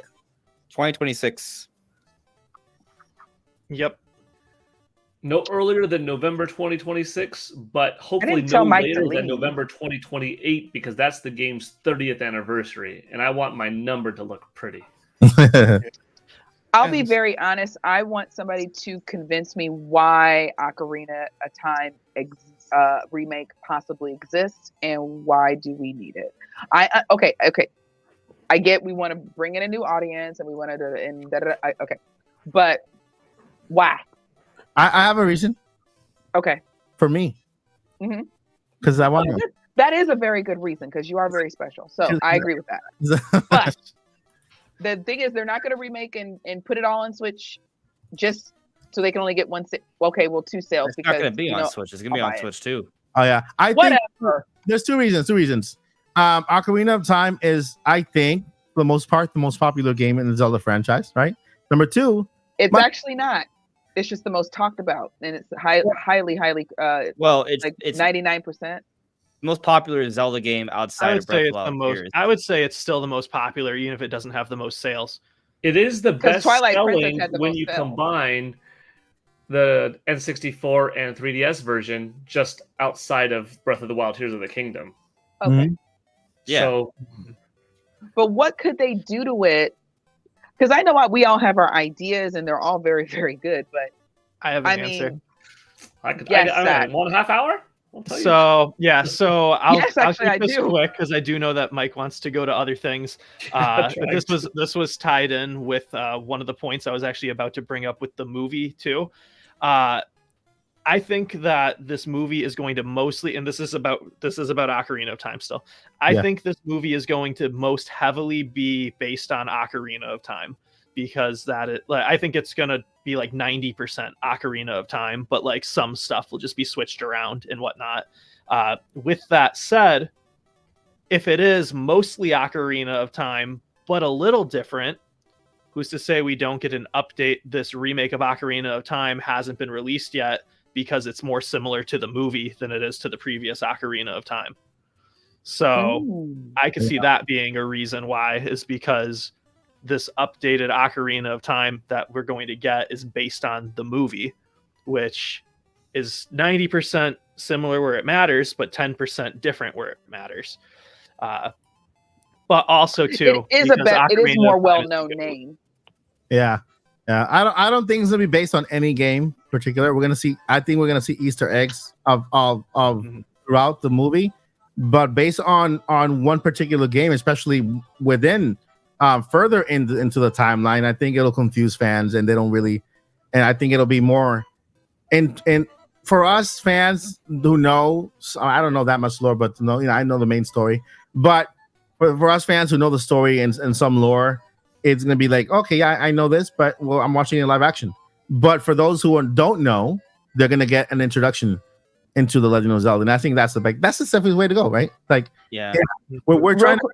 I wanted to hear Andre's point of view too, because he was going to say it earlier, and I was like, I want somebody to convince me why Ocarina of Time remake exists, other than we want it and it should happen. I made like 4 or 5 videos. But yes, you have, but I don't remember nothing. In terms of the movie, my perspective on it is that I agree with Mike that I don't think any Nintendo movie is going to be based off a game per se. However, I do think that how they make movies and how they make games, people will be like, oh, okay, right? Like, so, like, for example, like Mario Wonder, there's a lot of Mario characters in there, right? That you can play as. And so those characters were in the movie. And so people who watch the movie like, oh, okay, these characters were awesome. Let me go play the game. So I think there will be a connection in that way.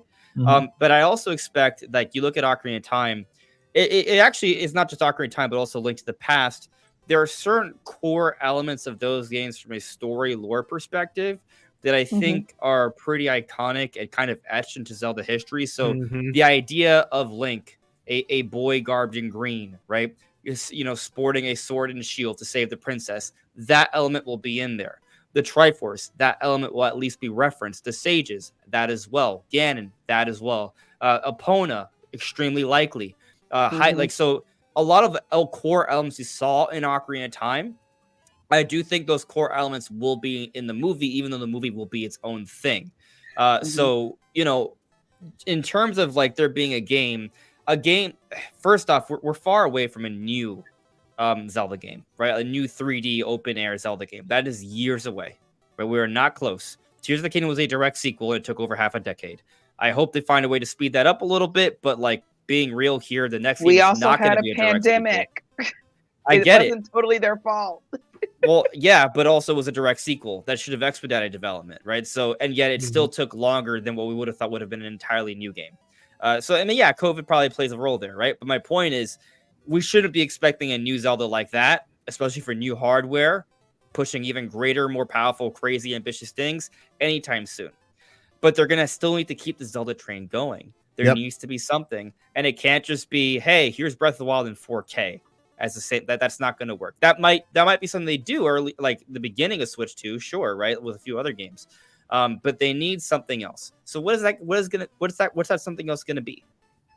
We're talking about years here, right? Like, sure, put out Wind Waker HD, Twilight Princess, remake another 2D Zelda. You can do that, but at some point you're going to have to start remaking other Zelda games. Which ones make the most sense? If it's not Ocarina of Time, it's Twilight Princess, one or the other, right? Does that make sense? Are we at least in agreement at this point? I'm not convinced, but you talk a good game. All of you guys talk a good game. All right. So, but if it does come, I'm not disappointed. I'm just priming. This is just primer, right? Oh, okay. So are you Metroid priming? All right. So all right. I'm kind of spoiling a video I'm going to make in a few days, but whatever. So we won't tell anybody. Get the exclusives here, folks. It's all right. I'll go into more detail and go over the history of the different interviews that Aonuma has conducted, where he basically told us the next Zelda game. But there's a history of him doing this. You did say that. I did Right? watch your video earlier. From today, right? Mhm. Yeah. So he's teased Skyward Sword HD. I think he did something for a 2D Zelda game. I have to double check in the past.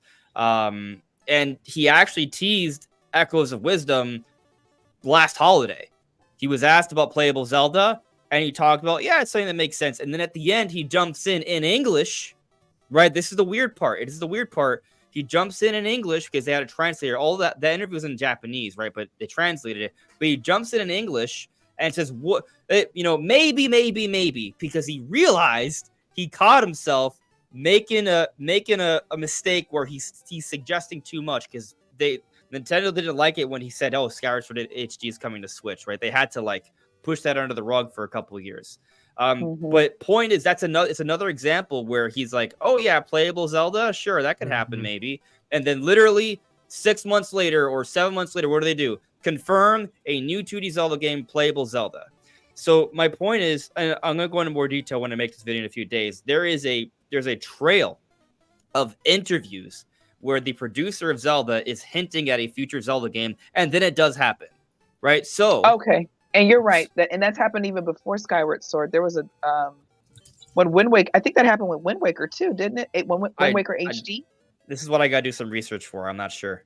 Okay, but yeah, my being a Nintendo fanboy for all these years, I know that there are other examples that I just need to find like the source for and kind of double check, right? But I know at least for Skyward Aonuma Sword, is the leaker. in a way, He's the right? But credible he's at least teased Skyward Sword. He's at least teased this, and he's also teasing something Ocarina of Time. There are two different interviews that have taken place since Tears of the Kingdom has released that I think are very much teases towards Ocarina of Time as opposed to any other game. One is a little bit more, you have to, some people think it's a stretch. I don't. But it's in reference to the character Rauru. And he talks about how he thinks it's very interesting that people are talking. I'm paraphrasing here, right? Based off memory, I have to go back to the interview. But it's something to the effect of he thinks it's very interesting that fans are talking about this character Rauru from Ocarina of Time. He didn't think people would remember him from Ocarina of Time specifically, right? So he mentions that as a point of interest, right? So that's not a huge tease, but it's maybe something, right? Okay. The bigger one is the Game Informer interview where he was literally asked point blank at the end of the interview, is there going to be an Ocarina of Time remake? And all he does is laugh and say no comment. Some people say, well, he has to say that, right? Well, he actually doesn't have to say that. He could have said it wasn't happening. Same month, another interview. He was asked about a Zelda Dungeon Maker. You want to know what he does? He tells us it's not happening. He just shuts it down. So when there are projects that there's conversation for that aren't happening, he shuts it down. But when there's something to an idea, he has built up a history where he's teasing something. And he was literally asked point blank about Ocarina of Time. There's the other interview.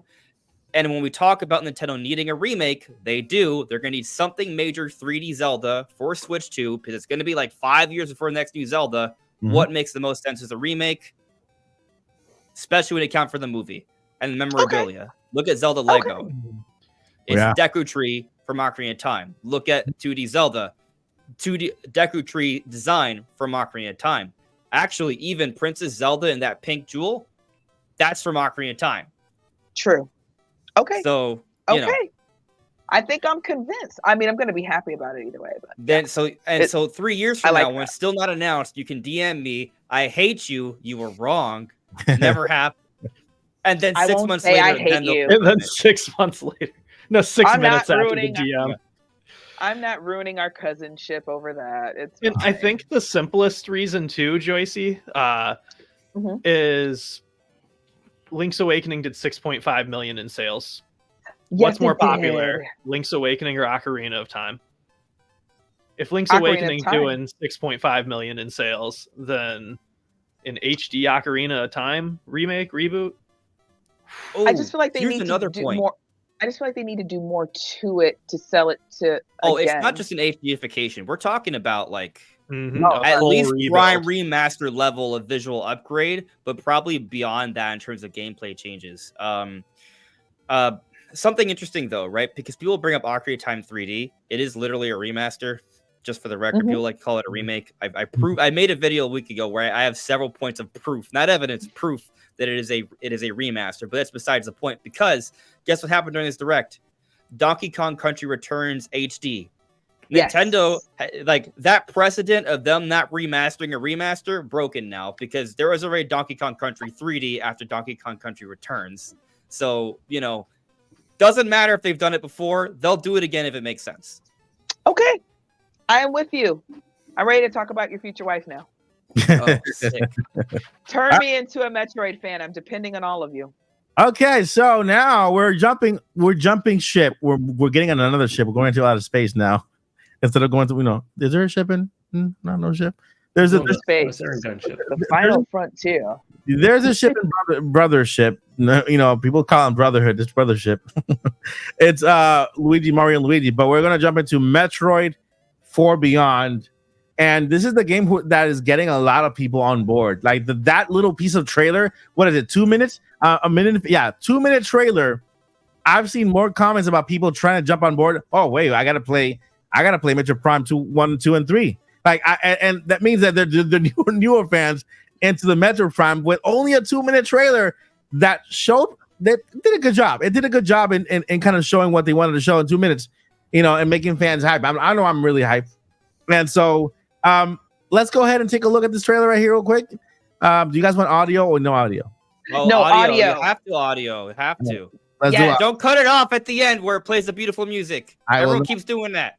I shall not. Let's go ahead and let me stop This is what did it for me when the music kicks in at the beginning. The music at the end. I told Andre in the last podcast, man, orchestra all the way with this.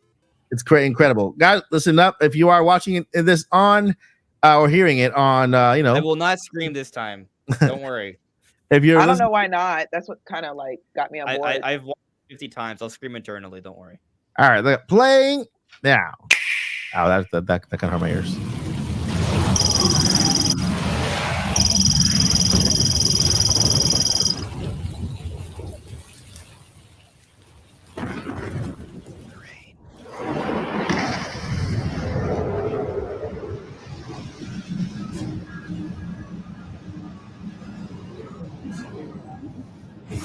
Sorry. I had to stop it there to let you guys know.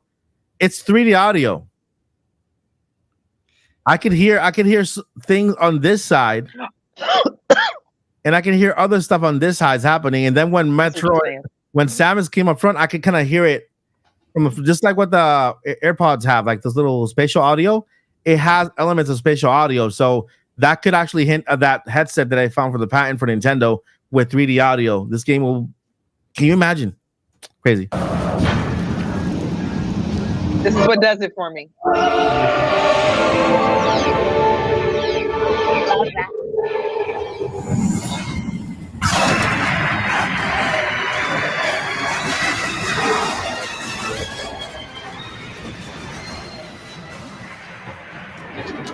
The audio through the stream is not coming in the same.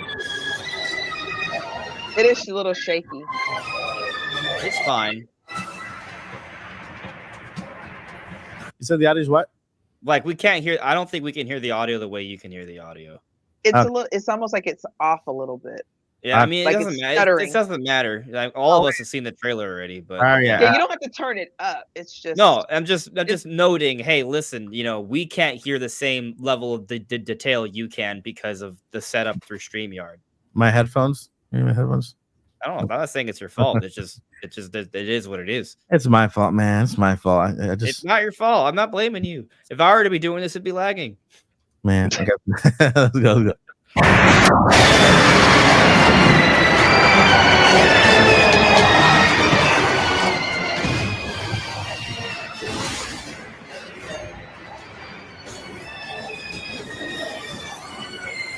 I love this part where she does a dash and her arm cannon turns.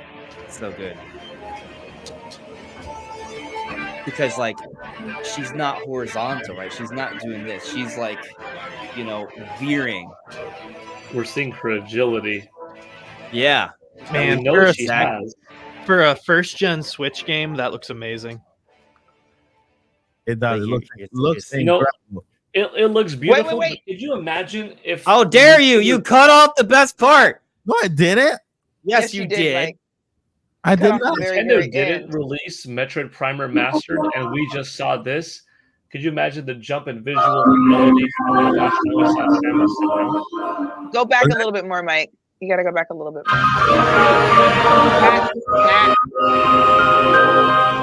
Stop. That's it.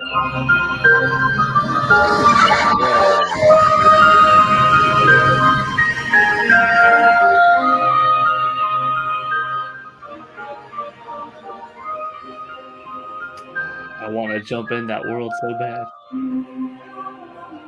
Let's all just get in the time machine and just we'll just fast forward, pick up Echoes of Wisdom, and then fast forward right into Prime.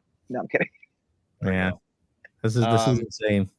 Yeah, I so love the trailer. Anyway, I basically just want to talk about how Metroid Prime 4, it's very interesting what Nintendo's doing. We had Mike, I know you were in the cast we did a few days ago with Nate, but Nate doesn't think Nintendo's doing enough with this game, right? Or he's not sure. I don't what they did with the trailer is exactly what I thought they should do. It's a teaser. They can't reveal all of their cards right out of the gate, right? But what they are doing, people, you mentioned it, right? People are interested in this game now. Some people are talking about, oh, you know what? I think I'll play Prime Remastered now, right? And interestingly, Nintendo is I don't think it's in every region, but Nintendo's at least put Prime Metroid Dread and Prime Remastered in the featured on the eShop. It's discounted in some regions. They also today on Twitter, recently, they put out you can now get the icons for both Metroid Dread and Prime Remastered now again with your platinum points. So they're doing little things to be hey, we know you're thinking about Metroid in the future. Well, here's some little things for Metroid now while you wait.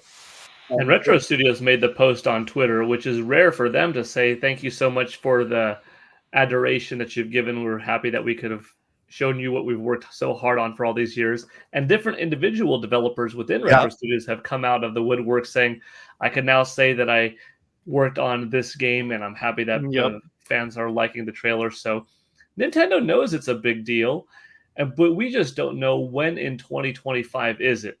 Is it a March 7th release, which is still a ways out? But the reason why they're not saying spring is because us fans would say, oh, it's spring. That means it probably is coming out for Nintendo Switch 2. Also, that means Nintendo Switch 2 is going to launch in spring. You know what I mean? Too many other conclusions would draw depending on when you announced when this game is, because Nintendo is aware that a lot of the speculation already exists that this is going to be a cross-gen game. And Nintendo Switch 2 has to be its own, designated release. They're not ready for that one yet. Or is this game before Nintendo Switch 2 and then that system gets an upgraded version? Or is this game not going to be seen until November of the next year? And that's when the next successor to the platform comes out. So that's possible. Or is it just completely nope? It's just its own independent game, and there may be upgraded versions and stuff like that for all Nintendo Switch games via some uploaded patch. I'm of the mindset that partially of the hope, partially of the thought that this game comes out as a cross-gen release for both Nintendo Switch and its successor, and it serves as one of two launch titles for Nintendo Switch 2, the other being a 3D Mario or Mario Kart. A Mario Kart, something like that. And I'm hoping for March 7th, just because I want to play this thing on the sooner side. But I've seen some thought of if it's coming out so early in the year, why wouldn't they say spring? That could be because the speculation is too strong of this has got to be linked to Nintendo's next system. We figured out when the next system's coming out. Because a lot of people think this is a cross-gen baby, but I do too. I know. Real quick, I'm 125% convinced that it is cross-gen. Yeah. Could you imagine how much better this direct dashed my hopes that it would be cross-gen? It dashed your hopes. It dashed my hopes. I thought for sure, which we can go to the other podcasts that we've done where I've talked about. I've said with so much confidence, this is obviously going to be a launch title. That's why I remember when Joycey said something about just like telling us some information, like, hey, we're still working on this. And I was like, they can't do that, because if they tell us something and don't give us a date, people are going to riot. But if they give us a date, then we're going to say, oh, we know when the Switch 2 is coming out. That's how confident I was. But I said this is how it would end. It's going No, to you happen did. a year. Yeah, I'm saying so the point that I I made back then was me being like so confident it would come out, and I've kind of 180'd on that now, because as soon as actually, yeah, right there is one look, but I think it's towards the beginning of the trailer, we see the environment and we see this waterfall, and water is one of the easiest indicators to kind of see, and I was like, that is not next gen water. This is running on a Switch 1. I think it's in like the very beginning of the trailer. The first. I mean, yeah, but if they were, I feel like, so my thought process is if they were making this for a launch title for the Switch 2, we would see, and Paul's talked about this too. He said they might not explicitly tell us a Switch 2 is coming out, but if we see his trailer for Metroid Prime 4 and it's just the most beautiful thing and this, that, and we can see these updated graphics, then we can tell like, oh, this is coming. And this is beautiful, but I feel like this is Switch 1 beautiful. Switch 1 at the end of its life beautiful. Like, and I agree with that. It's just the Switch 1 version. Yeah, and there right. is another They were, okay. Yeah, so yeah. I don't know. This is Can I come at you at the way I came at Joycey? Yeah, go ahead. Can I do that? Yeah. All right. So keep it clean though. What's funny? No, of course. No, what's funny though is that like I've been on this cross-gen train for a long time. And my perspective has been that they have to show the Switch 1 trailer in this direct if they want it to be as an early Switch 2 cross-gen title. Yeah. Right? So everything they did in this direct for me validated my thoughts, right? It didn't like for you went in the opposite direction. For me, it went in the other direction, right? Because I always thought that they would need to show off the game and probably some gameplay because it's been so long, right? Like if they're going to talk about the game, they got to do some gameplay, right? But also they have to do it in teaser form, not show too much because there's going to be a better looking Switch 2 version, right? Like they do have to it's kind of a weird thing. Like you don't want to show it because you want to see it for Switch 2, but you also kind of have to show it because you want to start marketing it before Switch 2 and also guarantee to Switch 1 owners it's still coming. And so I think they kind of found the perfect balance, even though some people wish they saw more, right? Because they should only tease it.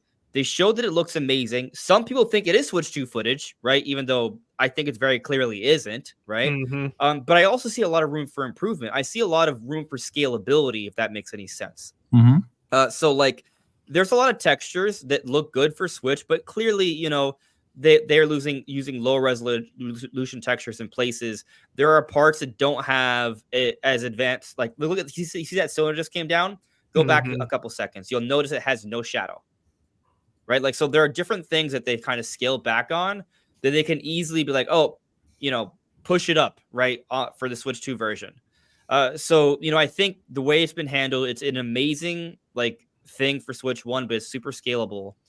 And basically, I look at this kind of like what they did for Breath of the Wild. They first had to show off Breath of the Wild as a Wii game, right? And so they did the same here. They showed Metroid Prime 4 as a Switch 1 game, right? But a few months later, once that marketing kicks off, they're going to show this game running on that console. Yeah. On top of that, On top of that, I'm betting. I'm willing to bet anything. This is going to be in the Switch 2 trailer because the first trailer that's going to be released is the first phase is just like the Nintendo Switch in October of 2016. They got a trailer, and in that trailer we saw Mario Odyssey. We saw a whole bunch of games for Nintendo Switch. This game with the higher resolution to actually talk to you about the new specs, the new high resolution, the ray tracing, the AI upscaling, all that is this game is perfect for that. I 100% agree. This is the Switch version, and I don't think they'll ever show us a version of a trailer for a console they haven't released yet. And so This is the version of they cut a trailer for the Switch version. It's right there. And so the next time we're gonna see Metroid is during the Switch trailer reveal. In the Switch 2 trailer reveal, and I think this is gonna be there. And that's what we're gonna say, okay, there you go. That's what I was talking about. That's and I also believe that this is gonna be a next gen premiere or like a launch title. We don't see it now because this is we haven't told us enough. But here's another thing. This game Yeah. is extremely expensive. Yeah. If Nintendo only sells 4 or 5 million copies, while that would be an incredible success for Metroid standards, they might not do another Metroid Prime for years because they might not make back enough money. It might not be that profitable. They need to maximize on sales potential here. So how do you do that? You put it on multiple platforms. Nintendo might go on third party, right? But what they will do is put it on Switch 1 and Switch 2, right? And so like from a profitability perspective, I think they kind of have to. But here's another interesting little detail from the Direct that kind of increases my confidence in it beyond just the scalability I see and that it's 2025, right? It's somewhat tangential to 2025 point, right? Because if it was 2024, then obviously no, right? Like this game's actually been in the polishing stages. We've seen job hires since March of 2023. Yeah. So like, I'm not saying the game is completely done, but if they wanted to get it out for this Christmas, they probably could have. So I think that it's not because they're just they're doing as much as they can to polish the Switch 1 version, but they're also getting a Switch 2 version ready. But look at what we're getting for this year's Direct. What we got from this year's Direct, right? We got Mario Party, Mario and Luigi, 2D Zelda. All those look amazing, but they're also not the kind of games that you're like, man, I really hope there's a cross-gen version for this, right? Like none of us are thinking that for these games, and they are the holiday lineup. Zelda in September. October is Mario Party and Mario and Luigi in November, right? Metroid Prime 4 is so different from those games, right? And that's coming out next year. That's the one game out of all these that we would want a cross-gen version for that is the 2025 big title, right? Yeah. So I think it just all lines up to me, in my opinion. Yeah, and like I was saying is that right now we look at this trailer, right? And we don't yet see a launch title.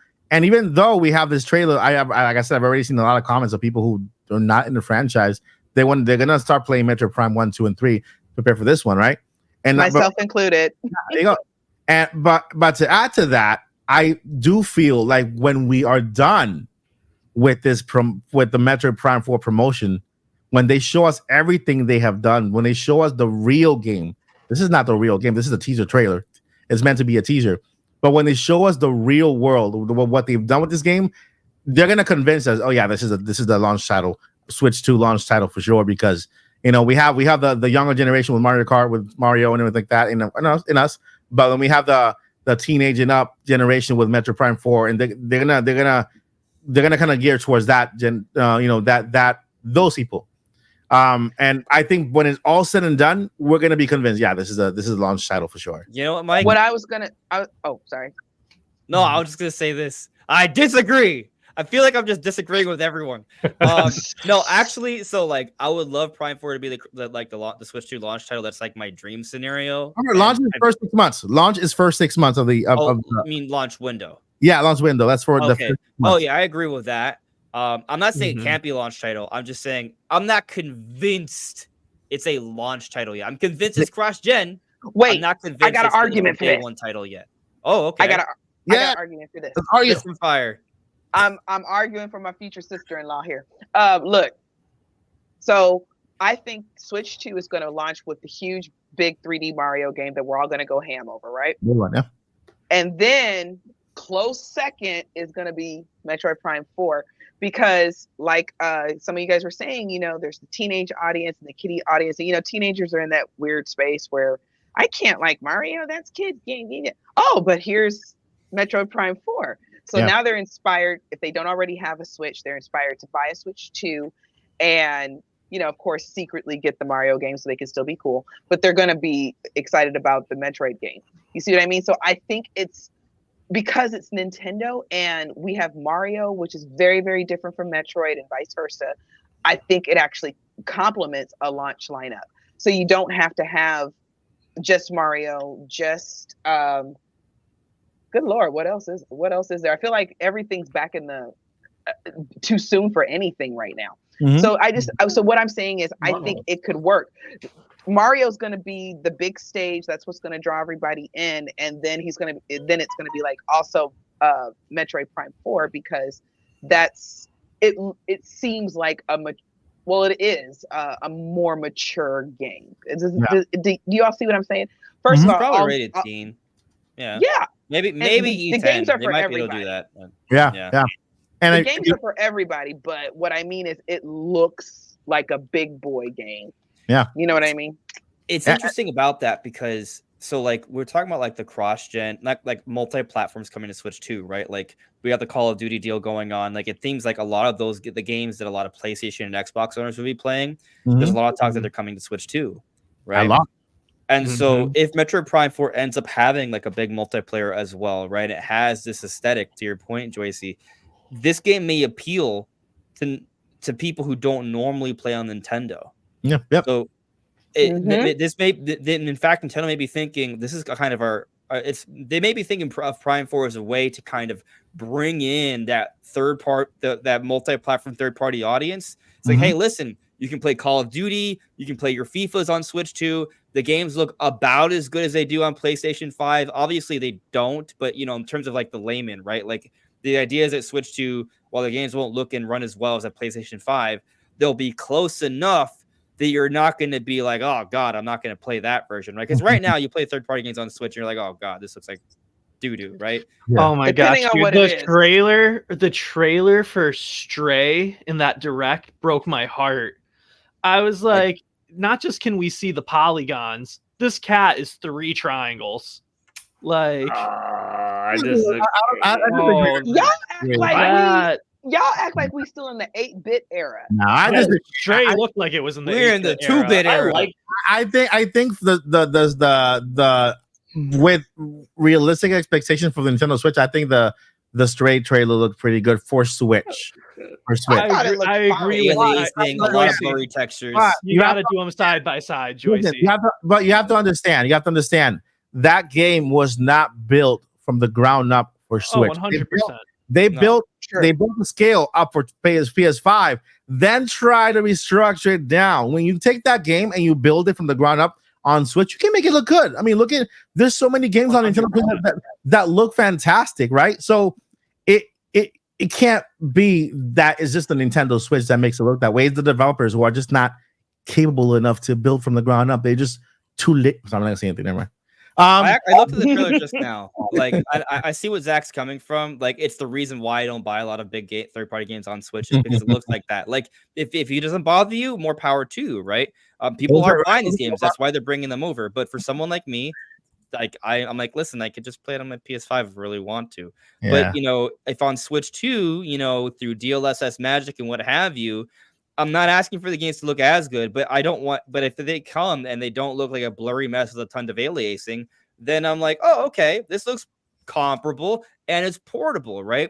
Yeah. So going back to the Prime 4 conversation, I really do feel like Prime 4 could be pivotal in Nintendo's marketing for Switch 2 to kind of set it up, prop it up as his console that can play all sorts of games, including those big third-party games. And Metroid Prime 4 is going to really kind of like appeal to that audience. I brought this up right here real quick. You guys can see it, right? This list. Just so you guys have a better idea. In the Switch lineup, I'm not even gonna count 1-2 Switch. 1-2 Switch. And we have snipper clippers, right? We got ARMS, which is the only ARMS we've seen, and then their arms got cut off. That was it. Still right. So the first 6 months, Mario Odyssey didn't make it to launch window. That was on month number 7, right? First year. Month number 7, right? So even this one, I would say Pokken Tournament made it to the launch window. First 6 months of the live cycle. Wouldn't it be September 3rd? March 3rd to September 3rd? Yeah, you're right. Well, we'll lose count there, but a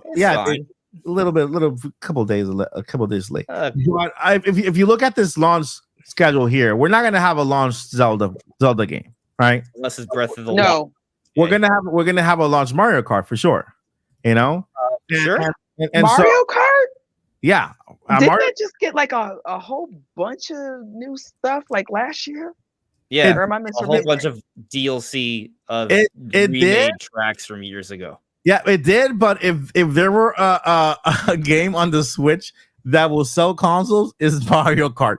That's why they bundle it with every single system for like the past 7 years. Every Christmas, Mario Kart bundle. Until a couple of years ago, where they actually made you choose what game you wanted. But Mario Kart has been the game to go when it comes to bundle, and it is the most selling game on Nintendo Switch. Period. Right there. It's been I think on every top 10 list that I've covered on the news.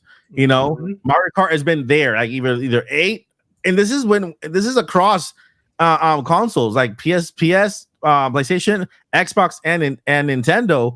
In the top 10, Mario Kart Deluxe has been right there with them. And so if you were to pick a game, the next 3D Mario, but Mario Kart is the next one they need to have there at launch. And so we're not going to have Zelda. I think within the first 6 months of the Nintendo Switch 2 launch games, Metroid could be there. Metroid Prime 4. So we already have Metroid Prime. We already have 2 like huge titles from Nintendo confirmed for next year. Yeah. Pokemon Legends Z and Metroid Prime 4, right? Mhm. Those are 2 direct headliner kind of games, right?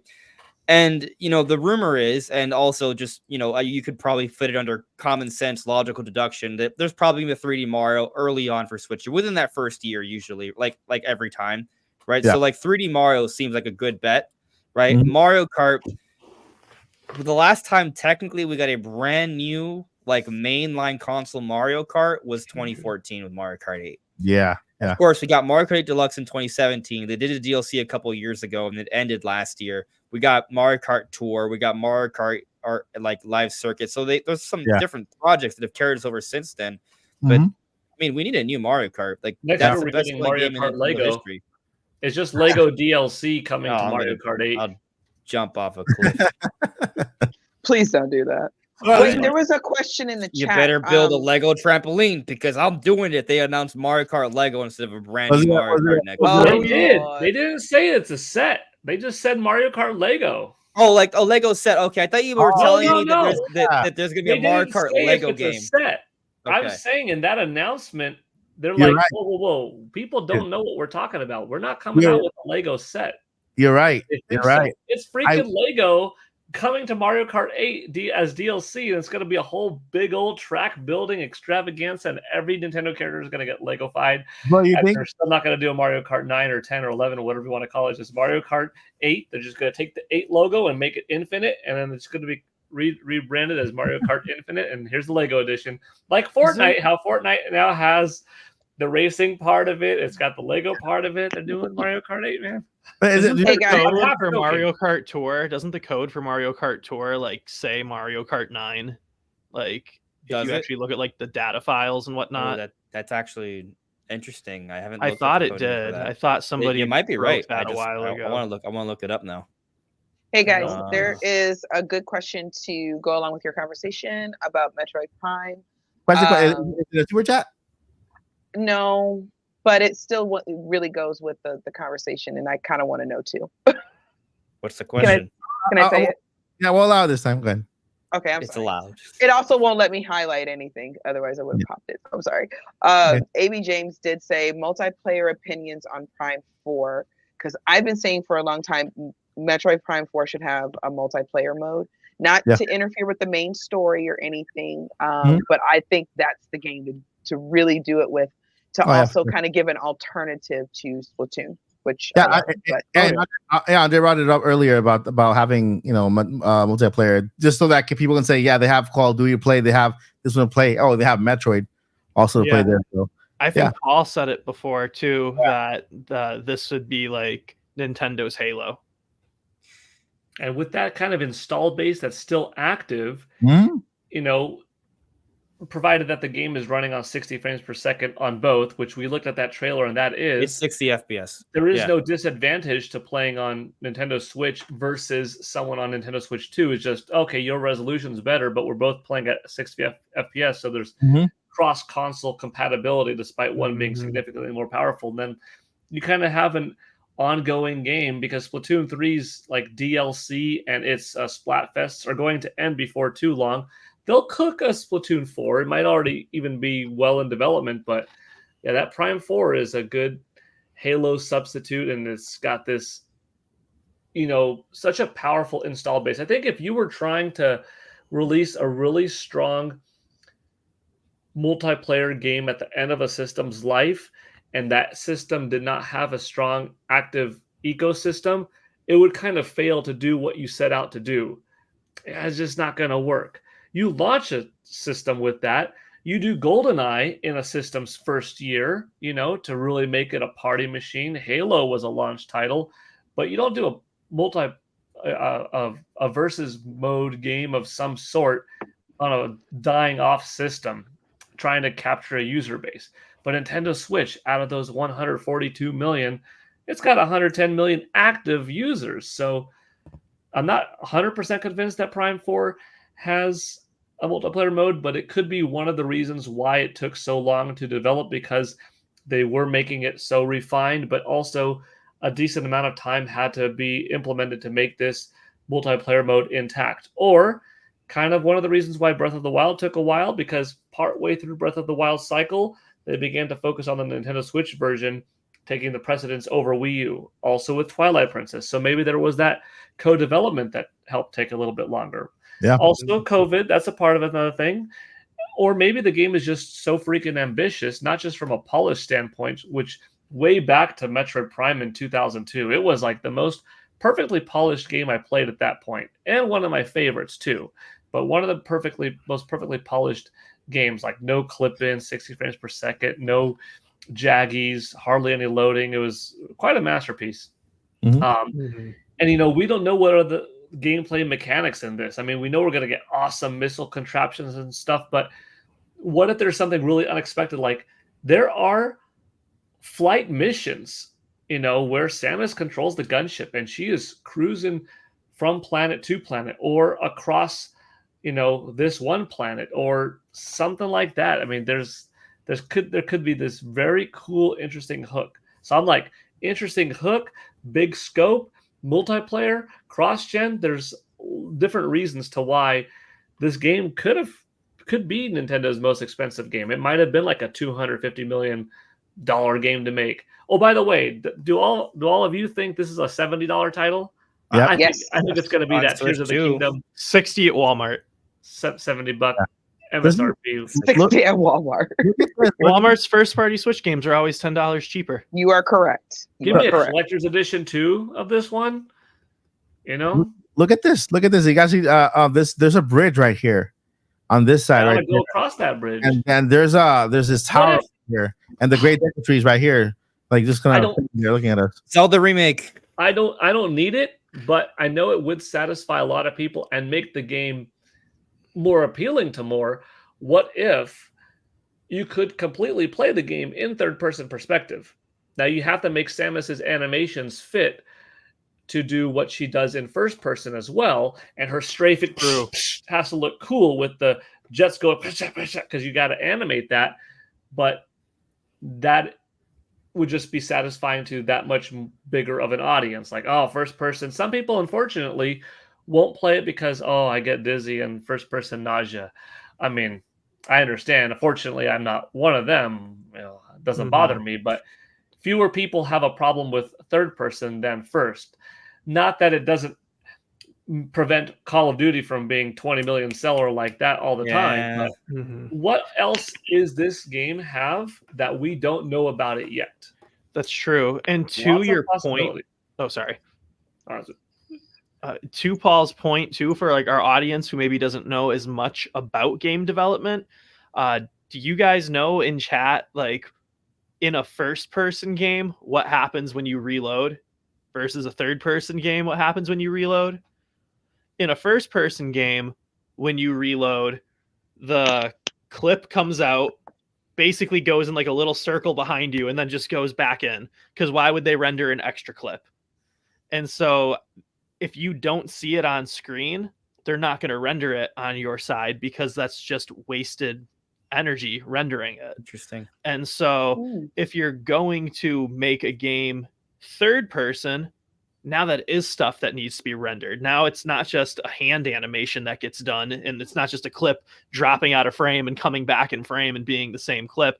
Now they have to show the clip disappear or reach somewhere, put it back. I know it's not the same type of gun though. It's an arm cannon, but that's just an She's gonna have example. changes though. Yeah, it's more so just an example to say that like there's so much stuff that we wouldn't necessarily think of if we don't know how the development process really works.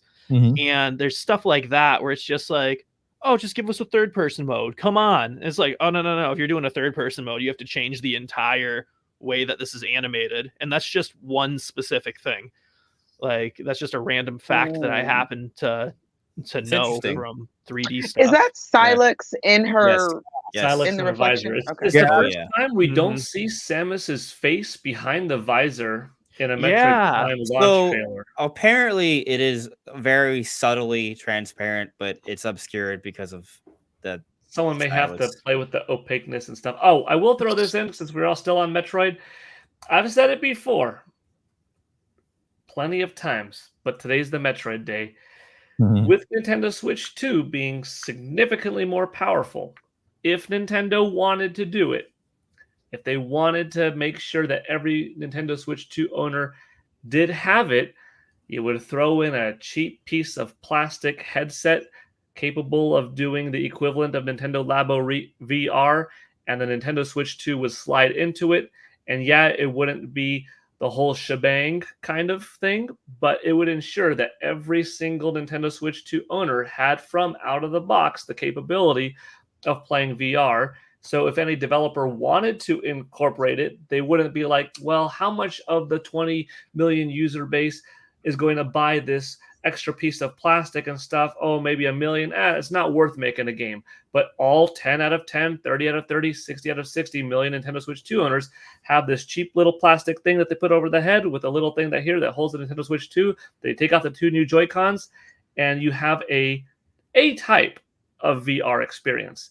So whether they do that or not, this would be how to get VR into the mainstream. But if Nintendo Switch 2's perk was not only does the game look better, but it's that version that is the one that could run Metroid Prime 4 Beyond in VR, oh man, that would be pretty dope because That would be. her visor and all also- that kind of stuff looks so dang slick. So just And because when the fog shows up on it Yeah. and the raindrops, come on. just because I found a patent on this, I'm gonna go with and say I wish that it wasn't a cheap one. At least I would, because people pay $79 for a Joy-Con. Come on. They buy the better one later. Yeah. That way So you ensure that the whole freaking user base has it, so developers aren't so scared to push VR forward more, because what's the incentive when 60 million PlayStation 5 owners are out there, but 3 million VR owners? No one's going to put serious effort into it because you're never going to have a 1-to-1 ratio of games sold to a system. So now try to do a good selling game when the ratio of the VR to the system is low, then that's going to be low, and like you'll never propel that industry forward. Not that they want to or have to, or need to, but Nintendo does like to experiment and dabble, and maybe We've that's the already seen them beyond. dabble in Metroid it 4 with Labo. Beyond. Yeah, Labo, Yeah. and Labo was cheap. So Yeah. if you can have a VR headset made out of cardboard, Nintendo could probably put in a really cheap plastic Do that, and then dongle be or like, something, we are whatever also you call it. releasing on the side a souped Headset. up proper device that you could buy separately that does all of this stuff but Mhm. better. Okay. Yeah. Also, If they I make do have to if they make it exclusive, or for a That limited mode is time. exclusive. Say it I again. do have a couple things to say about the Prime 4 multiplayer, right? Like, Now what, Andre? I'm kidding. I'm kidding.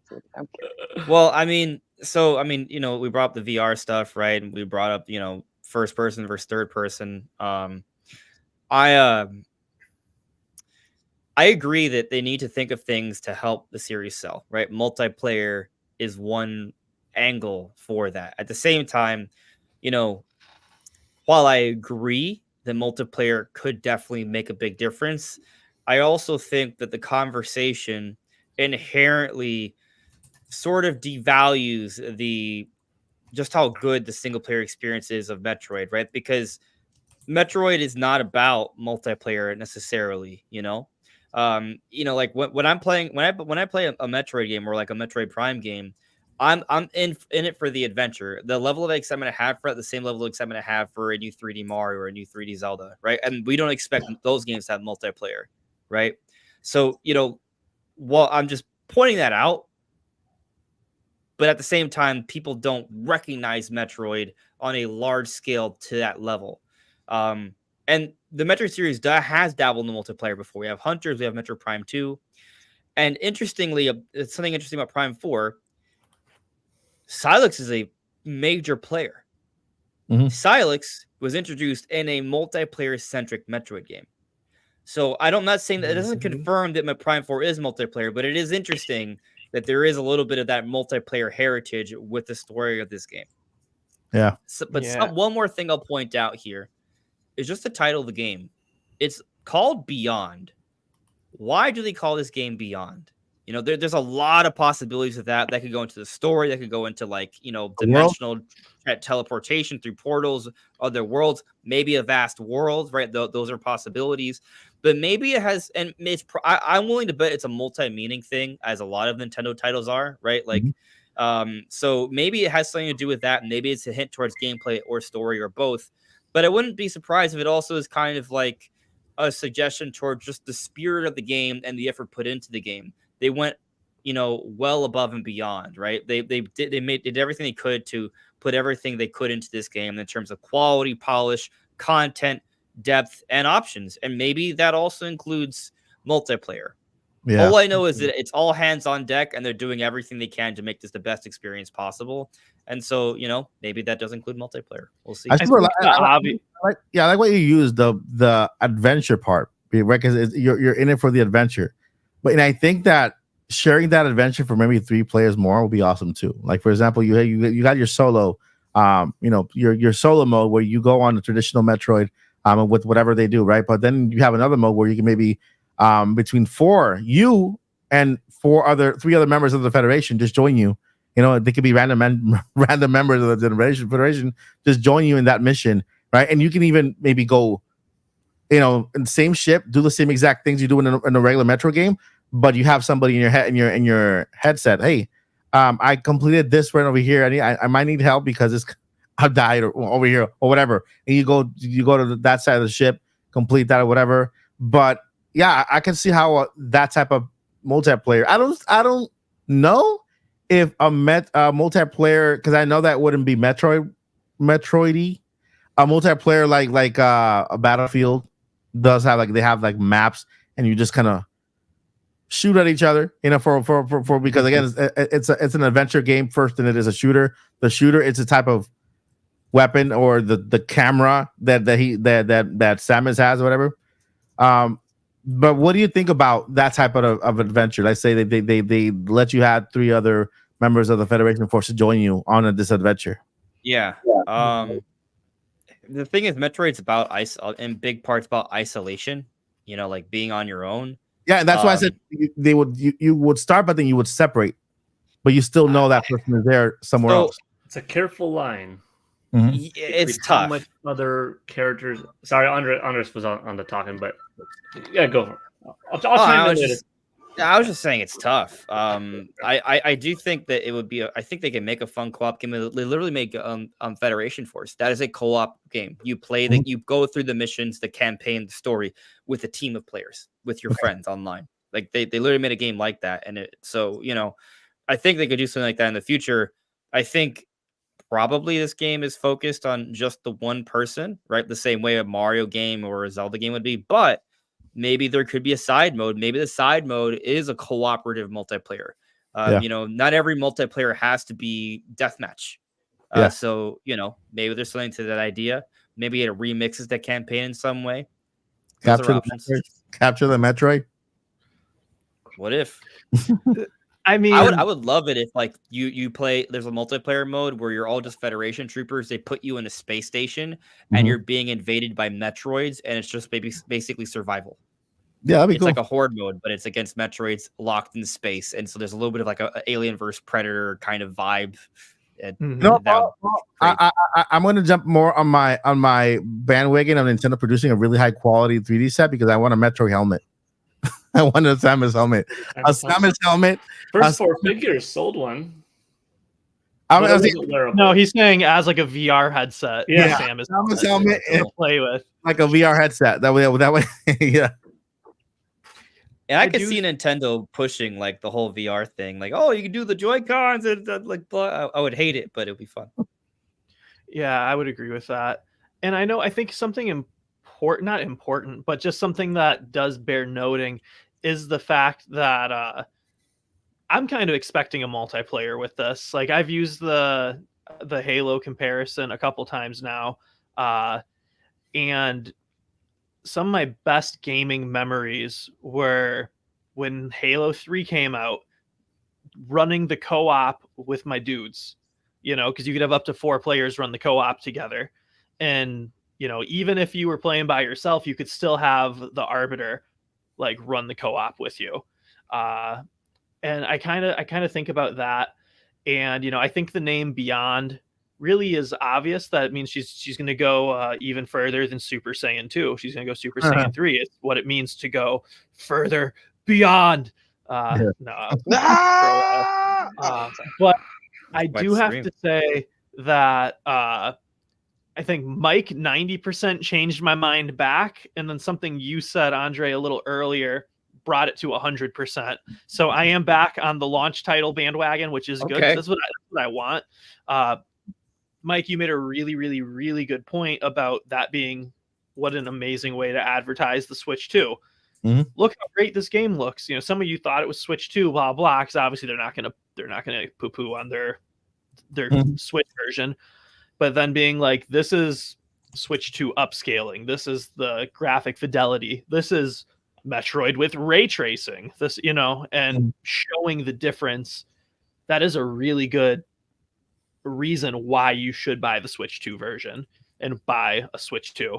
And so that got me like 90% back, but I was still just like, I think, I was thinking about the time that Nintendo basically committed fraud with the Nintendo 64 and had massive supercomputers under tables buried under tarps, and then just had the console itself, which was just like an empty shell sitting on top of these tables. And they're like, yeah, look at this super system. But then when Paul mentioned that this is the first Metroid in a while where we haven't seen her face through the visor. And Andre, you said apparently if you look at it and enhance the image, it's just slightly there. And that got me 100% there, because so I do a lot of 3D animation for work and whatnot, and using real-time engines versus just making things in different engines, different versions, different things that they're capable of. And I'll use Blender as an example. Blender's real-time engine, or just lower quality for quicker renders engine, is Eevee.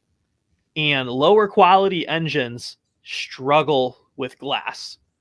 And so I can make something in Cycles or Cycles X, which is just the higher quality engine, and it looks photorealistic, and the glass looks amazing. And through the glass, you can see the beverage that I've poured into this cup, and this is all CG and not real.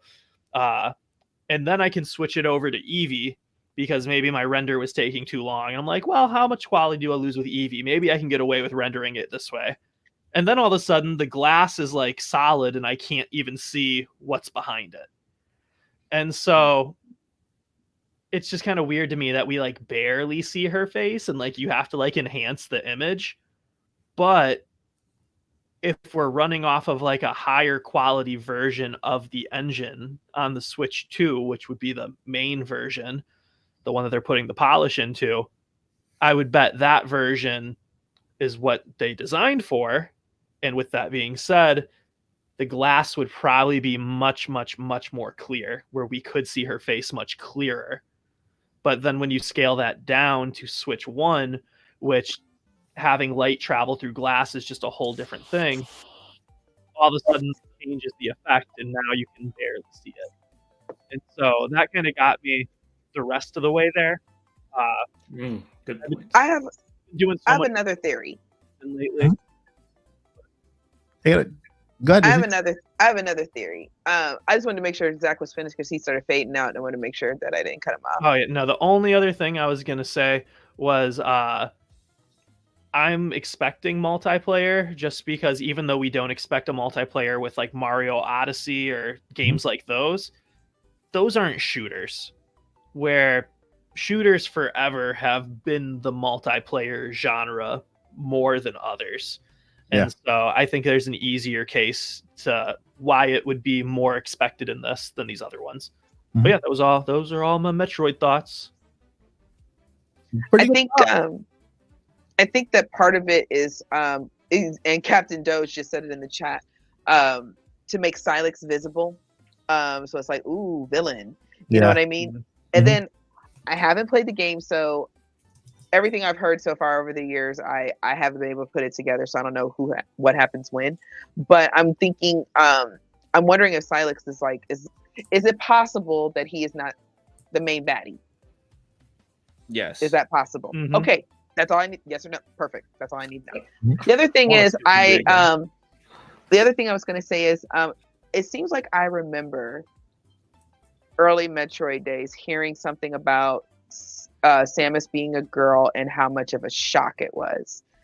I'm not saying that that's what they're doing because Metroid Dread exists, right?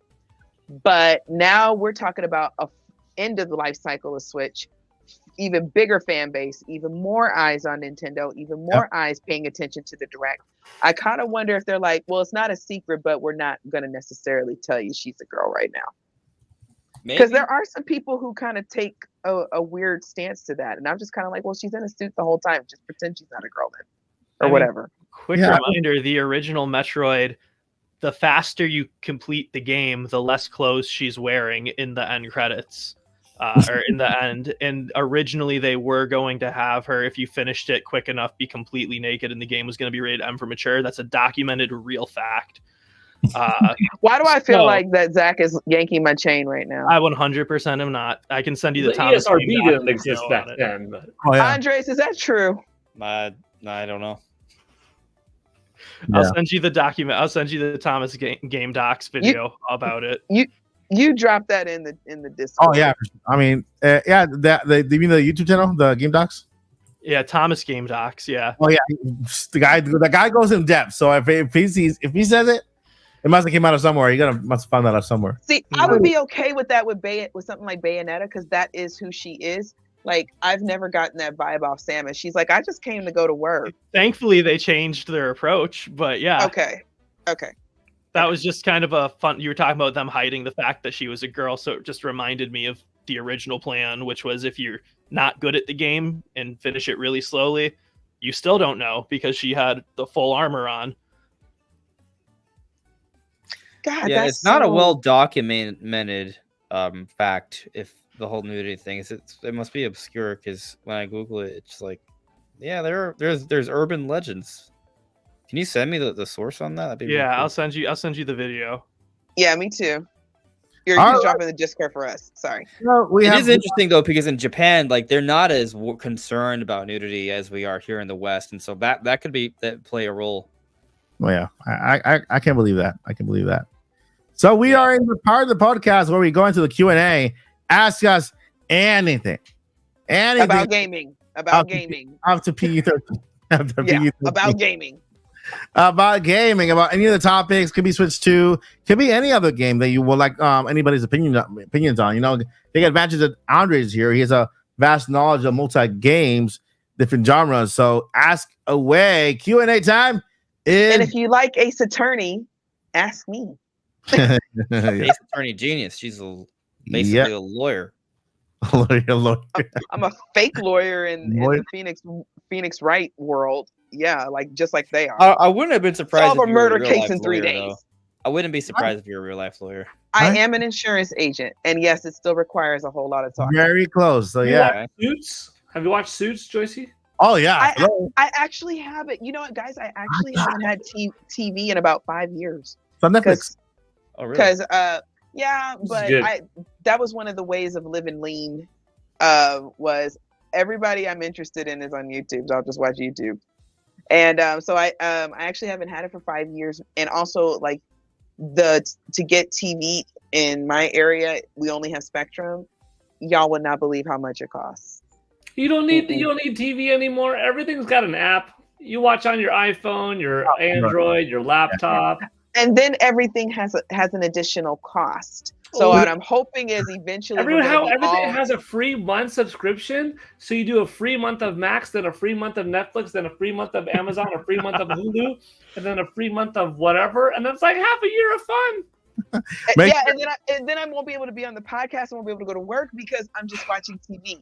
So I look at it like this: eventually, we're going to be all apped out, okay?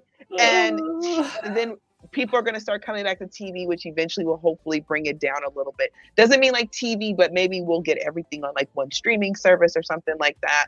Yeah. So, but when I've lived without it. I've been able to live. So when you do want to sit down, I'll sit back and watch a show with your honey, and sit back and watch the Suits is a very good show. He want to go outside all the dang on time. Like he just want to be outside. Why Even at go night. out there? What about nighttime? He's 6 feet something. He ain't scared of nothing. I want to be Boys outside. season 4.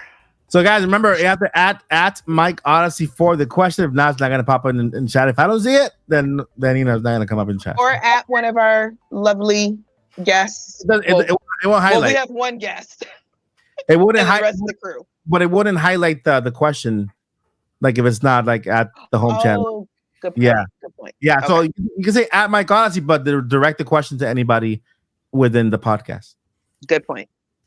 Let's see here. All right, we're still waiting.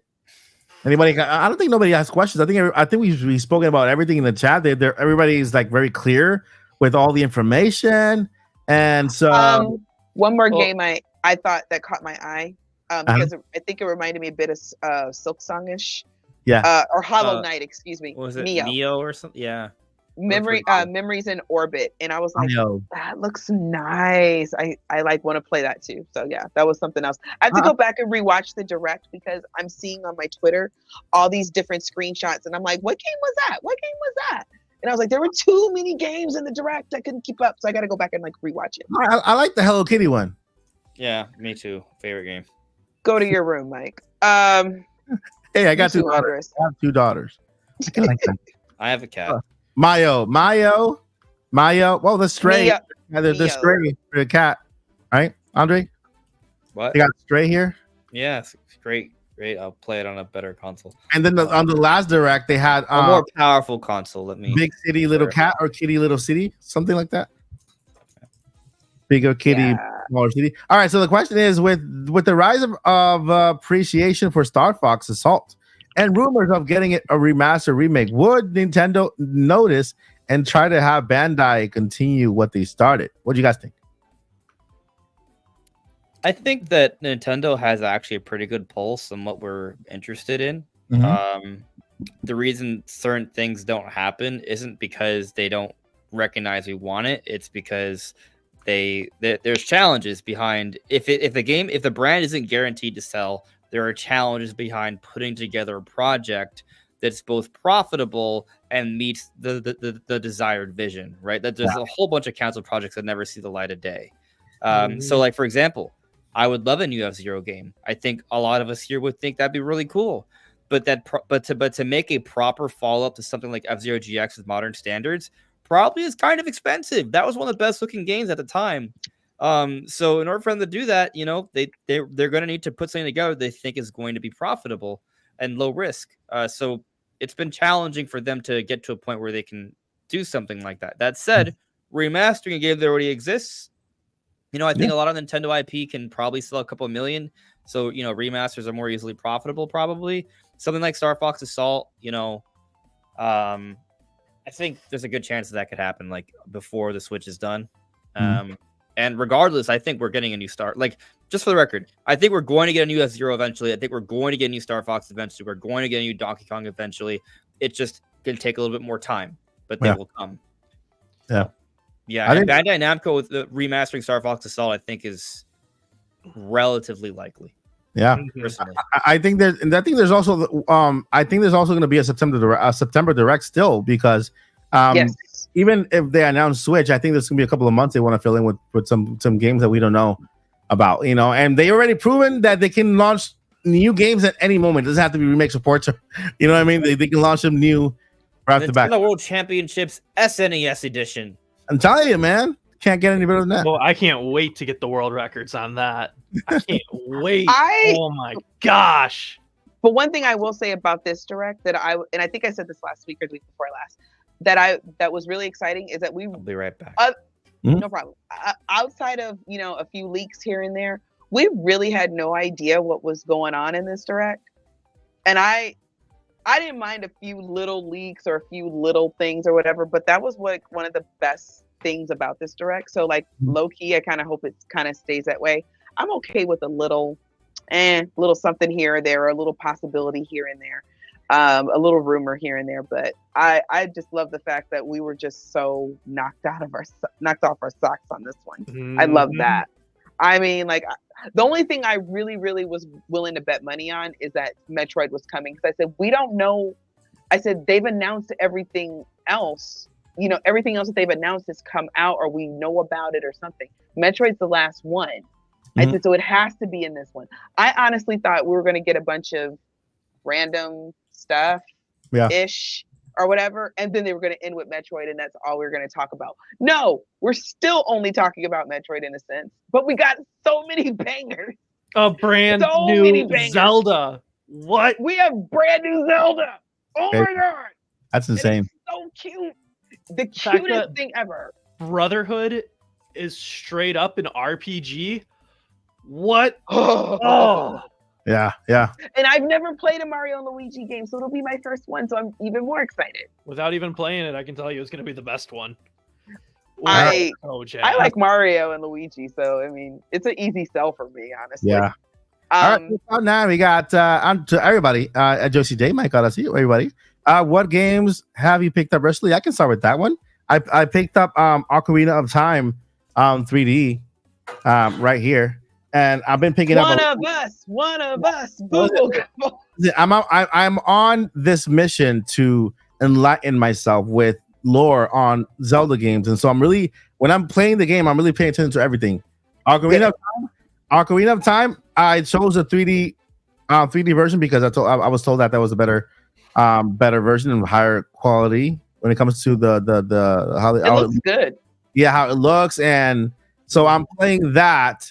Fun note, you guys know that I am legally blind, so I can't play on handheld when it comes to 3DS or something like that. So I do have my 3DS. I do have my physical copies. And what I'm doing is I'm using Citra with my iPad. My iPad is the bottom screen, and my 50-inch is the actual top screen. And that's how I'm actually I'm getting on my 3DS. So what I'm doing is buying the 3DS games off Mercari, off eBay. Then when I get that game, I dump it and I play it on my computer. So that's how I'm going about it. Yeah. So yeah, I bought 3DS game. Anybody else? Any racing games recently? Little Kitty Big City. I bought that for my wife for Mother's Day. So it's already been 6 weeks ago, but it's a cute game. It's fun. I like it. It's good. Anybody else? Recent? I just went like ham on Amazon and I bought a bunch of games. I can't even remember all of them. But one of the big ones that I got that I'm really excited to get into as soon as I get some time is Sparks of Hope, Mario Rabbids. I loved the first one. It was so cute, and it's very, very good tactical kind of game. And then I then I got this a while ago, but I still haven't had a chance to play it, which is it's Cereza and the Lost Demon. Yeah. I still haven't had a chance to play that one, but I've heard nothing but good things about it. So I wish more people would give it a chance. It's not Bayonetta, but trust me, it's like so Bayonetta at the same time. Bayonetta for kids, right? Yeah, I've heard that it's not entirely PG. That's what I've heard, but I don't know yet. Okay. But she looks more adorable in that form, yeah. It is visually it looks kitty, but when it's from Platinum and it's Bayonetta, You should play it first before you bring the kids around. All right. Andre, did you pick up any games recently? So do we count Paper Mario? Yeah, last month. It counts. Yeah. Oh yeah, I got that too. Yeah. That was the last game I purchased with real money. I did download the the NSO adult app. Oh yeah, the Dark and Mature. I love that they did its own app. Yeah, that's cool right? Because they can have they can make sure that no kids get to it. So it's like its own app, so they can just release whatever they want there. That's cool. Yeah. Conker's Bad Fur Day is like totally coming now. Mike, can you change the layout because we can't see Zach? Yeah. Outside of that, I've been playing Casey, that's on Zero purpose. Mission. It's not on purpose. It's actually my most wanted NSO game, Zero Mission. And so I've been blitzing that. It's awesome. Let me go ahead and stop sharing the thingy here. There we go. That works. That's a good way. Yeah. I just had it up just in case anybody wanted to ask us about any of those games and they can't think about it top of their heads and just have there. Yeah. But all right, let's see here. And Zach too. He has to answer the question. I haven't gotten anything new lately.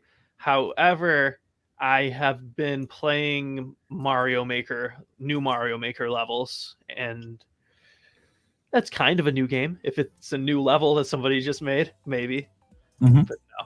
So yeah, I've been too busy with work lately, but I'm excited to get some downtime to get Zelda when that comes out.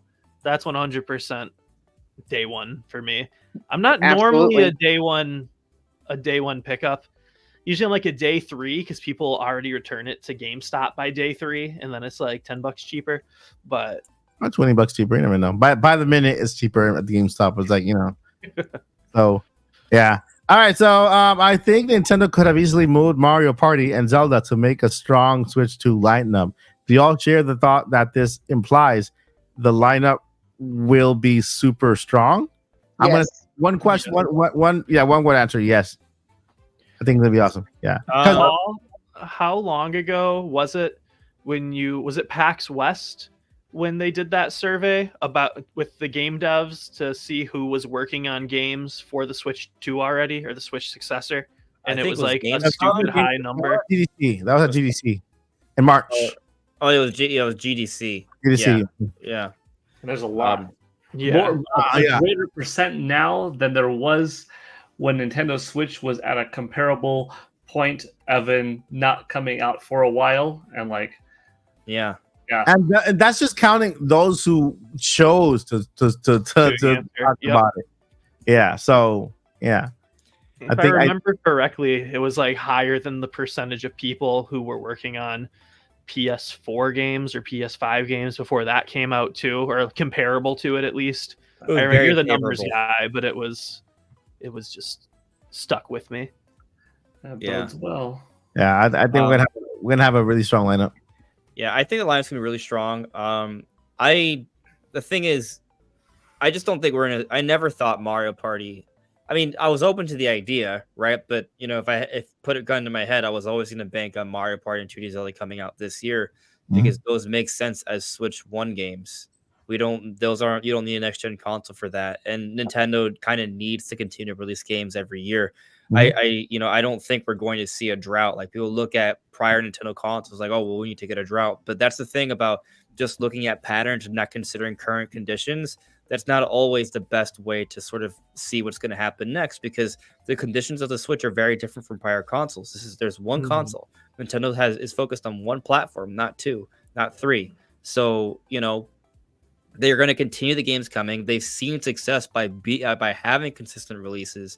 So they have a plan. I mean, they really could, if you want to think about it, a Mario and Luigi and 2D Zelda, those would have been games on a 3DS or a DS or a Game Boy while Nintendo's priming up for a Wii U, a Wii, or a GameCube. You know what I mean? So when you kind of think about it like that, how like Nintendo's handheld developers and console developers are just game developers now, games are just gonna be coming. And so yeah, like I mean, we mentioned earlier, we're already getting Legends ZA. We're getting Metroid Prime 4 next year. How they assimilate to Switch 2, we'll see, right? But we have the rumors of 3D Mario. Mario Kart makes a lot of sense, and I'm sure there's more. I expect Monolith Soft's next game to come out next year, based off the release pattern, at least. Yeah. And then you mentioned like some third-party things. I am so hyped for Monster Hunter Wilds. That's coming out next year. I assume there's a Switch 2 version. There are some rumors that suggest so.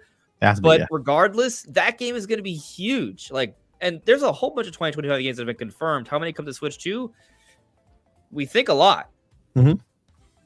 Yeah, it's gonna be a super strong lineup. It's gonna be awesome because we're not only counting Nintendo games, we're counting the massive amount of third-party developers who are super excited for bringing their games for Nintendo Switch, and not only newer games, but games that have been out already, next-gen system games that potentially make it to Nintendo Switch. People are gonna buy it for a second time just for the opportunity to play it on handheld mode and on a train, on the way to school, whatever. Right, because that's the advantage that Nintendo has.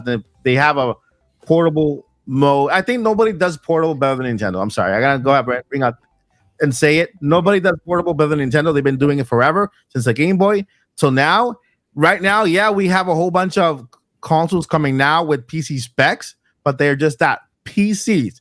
Nobody does handheld consoles better than Nintendo, and I think with this next gen system that they're making, with having perfected the form factor, right, a hybrid form factor, they're gonna just blow it out of the park. I have the personal experience of owning a Steam Deck, and it burnt my hand out of how hot it got with me just downloading this game called Yooka-Laylee. Okay, I'm down with the game called Yooka-Laylee. By the time I finished downloading, I turned it on. When I picked up the console, the back was so hot I dropped it, and then I actually wanted to go to I contacted them. Hey, it's super hot. I can fry an egg. I can fry an egg behind this thing. They didn't want to do anything about it. I'm like, oh, that'd be a good video. Turn off this spec and turn off this. They want me to turn on everything. Okay, the game is 8-bit now. What do I do? Mike, can you fry an egg on your Steam Deck and upload that as like a YouTube short? That would be amazing. Awesome. It'll cook. It'll cook. That's how hot it was. So hey, take out the Steam Deck. You can play it and you can fry it. Cook your food during an outage or something. But anyway, again, Nintendo has a bet. I can't wait to see what the next gen system looks for. I know for a fact I can bet anything. I'm always betting stuff. I have to stop. All right, bet this. Color buttons. Color buttons. Super Famicom. I think color buttons is a thing. I think Nintendo's gonna do like a Famicom, Super Famicom kind of like throwback kind of thing to the next system. It'll be fun, right? It'll give that kind of or maybe custom Joy-Cons that could kind of joysticks. Which, by the way, new patent today showing what could potentially be the new Joy-Cons or joysticks or power cons or whatever they call it, because they might even change the name. But super cons, right? Super cons. But my friends, any more questions? Any more questions or anything else you guys wanted to address? I have a comment about the launch lineup and it being super strong with the third parties. Like, what's so amazing to me about this is Black Ops 6 comes out in October. The Switch 2 is not coming out before that. We know that at this point. It's 2025. And so, like, Call of Duty can be a launch title for the new Switch. It's gonna be. That right there. Like, again, I haven't really liked the new Call of Duties for a while. Warzone was fine, but it was free, so like, that was its own thing. But there is just kind of like a status thing to it. You know what I mean? When you're the only console that's not getting these games because you can't, it's just like, oh, like, people are saying the whole point of a machine is, can it play games? But like, apparently it can't play all of them if it's not getting them when the others are. Yeah. And so just the idea that like the Switch is like, or the Switch successor, it's like stepping into the limelight, and it's like truly a current system. I agree what you're saying, but I have to disagree also. Nintendo doesn't need Call of Duty. Call of Duty is Nintendo. I know they don't need it. I agree, but just the idea of having it. You know what I mean? It's just nice. Yeah, out of this world. You don't want to be without Grand Theft Auto 6. You know, you don't. Maybe your whole demographic doesn't need or want Madden, but if you put Madden there, it would sell. Yeah. And the more of those games that you do have on Nintendo, the less reason there is to buy another system, because Nintendo has the most exclusive IP. And then if you're also satisfying the majority of the third parties, why buy another system anymore? Because then it's like, unless if you're really a fan of Halo, Gears of War, God of War, Horizon, like I love Horizon. Then, there are fewer and fewer reasons to get it or to wait longer. I mean, I own all three. I can't see a time where I will never buy all three, but yeah, there's less and less of a reason if Nintendo has it all. That was the big thing that kind of hurt Wii. Could you imagine if Wii was a little bit more powerful, that it got Assassin's Creed, the next big new Tomb Raider, Final Fantasy 13, Street Fighter 4, you know, the new Mortal Kombat, which was Mortal Kombat 9 at the time. It missed a lot of games that got their franchise start or their franchise next big moment on it. So then that way, when we got into like the next generation, it's like, I already have that association with PS3. I already have that association with Xbox 360.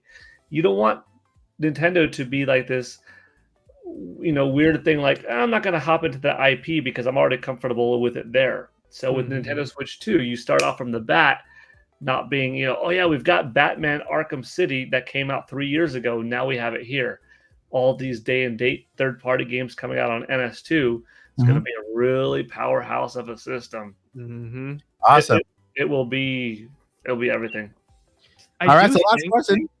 Go ahead. I was gonna say, for no reason, like there's nothing that's indicated this to me, but I feel like Nintendo's gonna surprise drop a new Star Fox as a launch title. I hope so. Like, I don't know. It's just every time I think about Switch 2 launching, I'm like, what are the launch titles? There's just something open scratching in the back of my head. It's like Star Fox. So have you guys seen the trailer for Star Wars? What do you call that? Battlefield? Star Wars something? The new Star Wars game from Ubisoft. Have you guys seen it? The trailer? Probably. I mean, let me look it up so you guys can take a look at what I'm saying. But this is a game that I actually got a sneak peek behind it. I can say it now. NDA is gone, so I've actually got my hands on with this game. And this game, although people are bashing it because of the main character, I could care less. It's the main character. It's me. It's a girl in the game that has nothing to do with the franchise or the story of Star Wars, but it's still a good game. Let's see here. Ubisoft.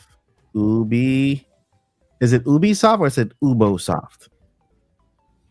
Star Wars Outlaws, right? That's the name of the game. Star Wars Outlaws.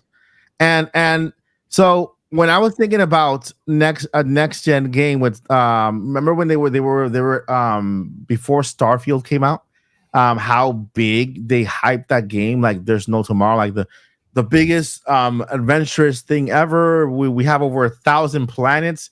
It'll be seamless, the first open space title. And when we got it, it was just literally about 50% loading screens. Even when you went on to go into a planet, you didn't really go into a planet. You just kind of went to a loading screen and then appeared inside the planet already. This game, Star Wars Outlaws, which I think will be also on Switch 2 when it comes out, it has a seamless transition from space to land. Seamless from space to land. So you're flying your ship, you literally go and you have to maneuver your plane, maneuver your ship, and then land. You see the clouds, you see the fire because of the atmosphere and everything, and you maneuver and then you actually land on the planet, right? So that's what I'm picturing when I see a star. This is too ambitious. A star. I was gonna say Firefox again. A Star Fox, not the browser, the fox. Okay, I picture a Star Fox like that, like a big space adventure where you can actually just land on planets and just at least give us a planet where the story takes place, but you mostly you have some fights happening in space, some fights happening on land, right? Mhm. And something in that sort. But yeah. I'll take that a step further, and I don't necessarily expect this, but I don't expect it, but I wouldn't be like, what? I can't believe they did this. I half expect Nintendo to try and revive 2 dead franchises at once. I would not be shocked to see a Star Fox F-Zero hybrid game because they are set in the same universe. I'd buy it. Yeah. Mhm.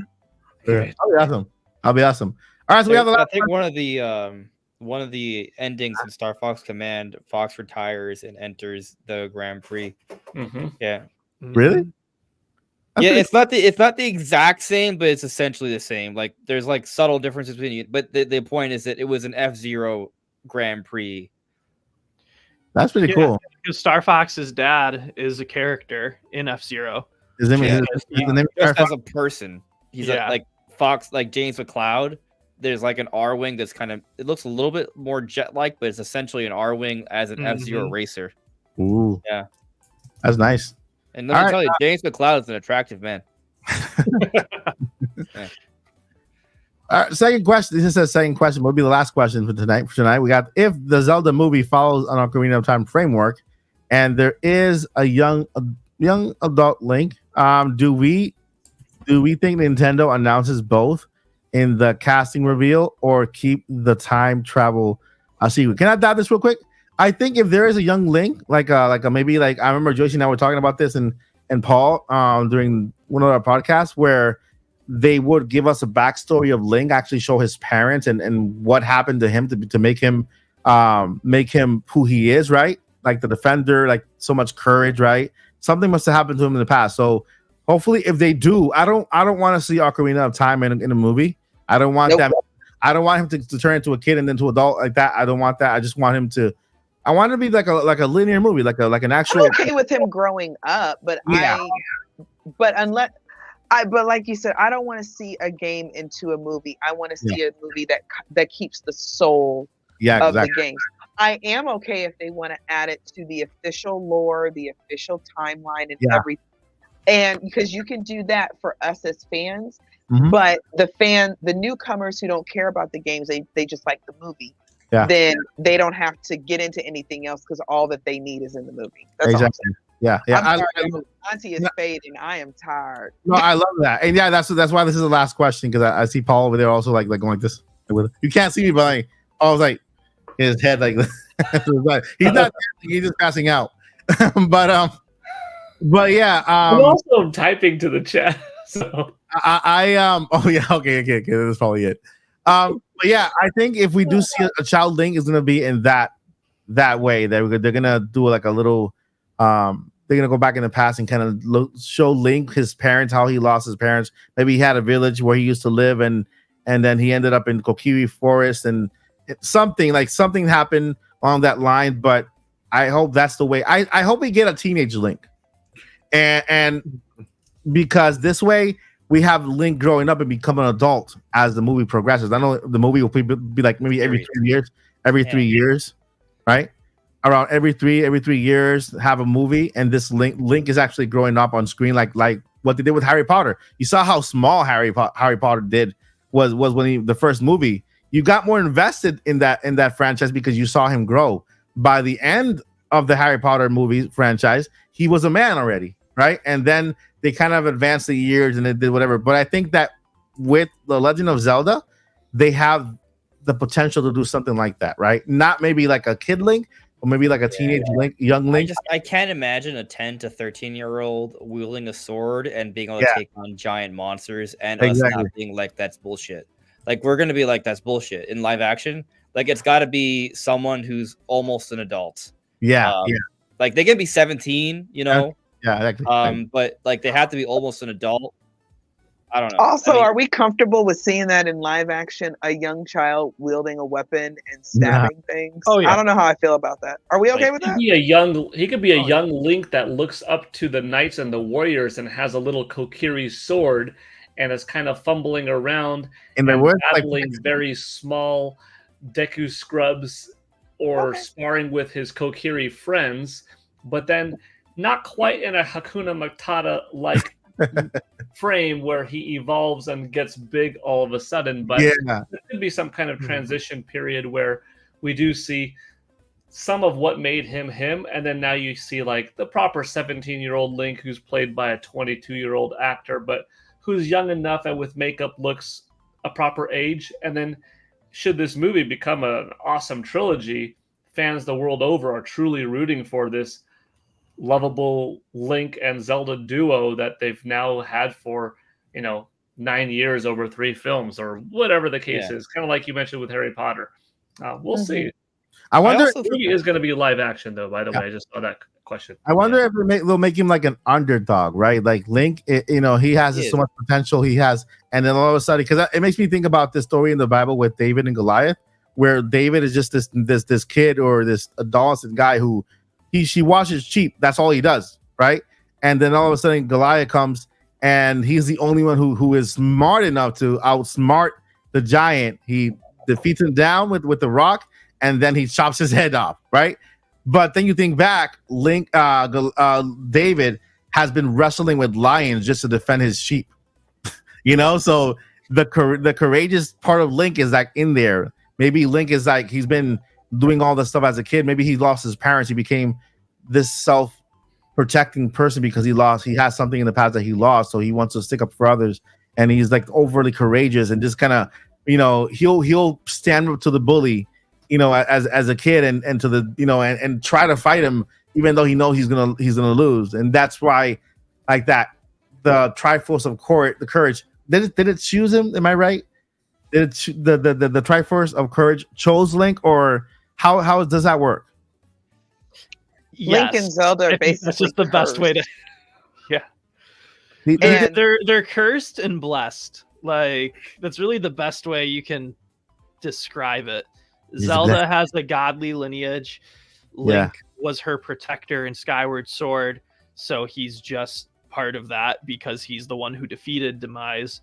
But the Triforce still comes not from the convinced goddesses. and I'm sorry. And I'm still not. No, you're fine. I'm still not convinced that Link doesn't have some kind of godlike something. Yeah, and look, And I want to see a game like rocks. He can eat rocks.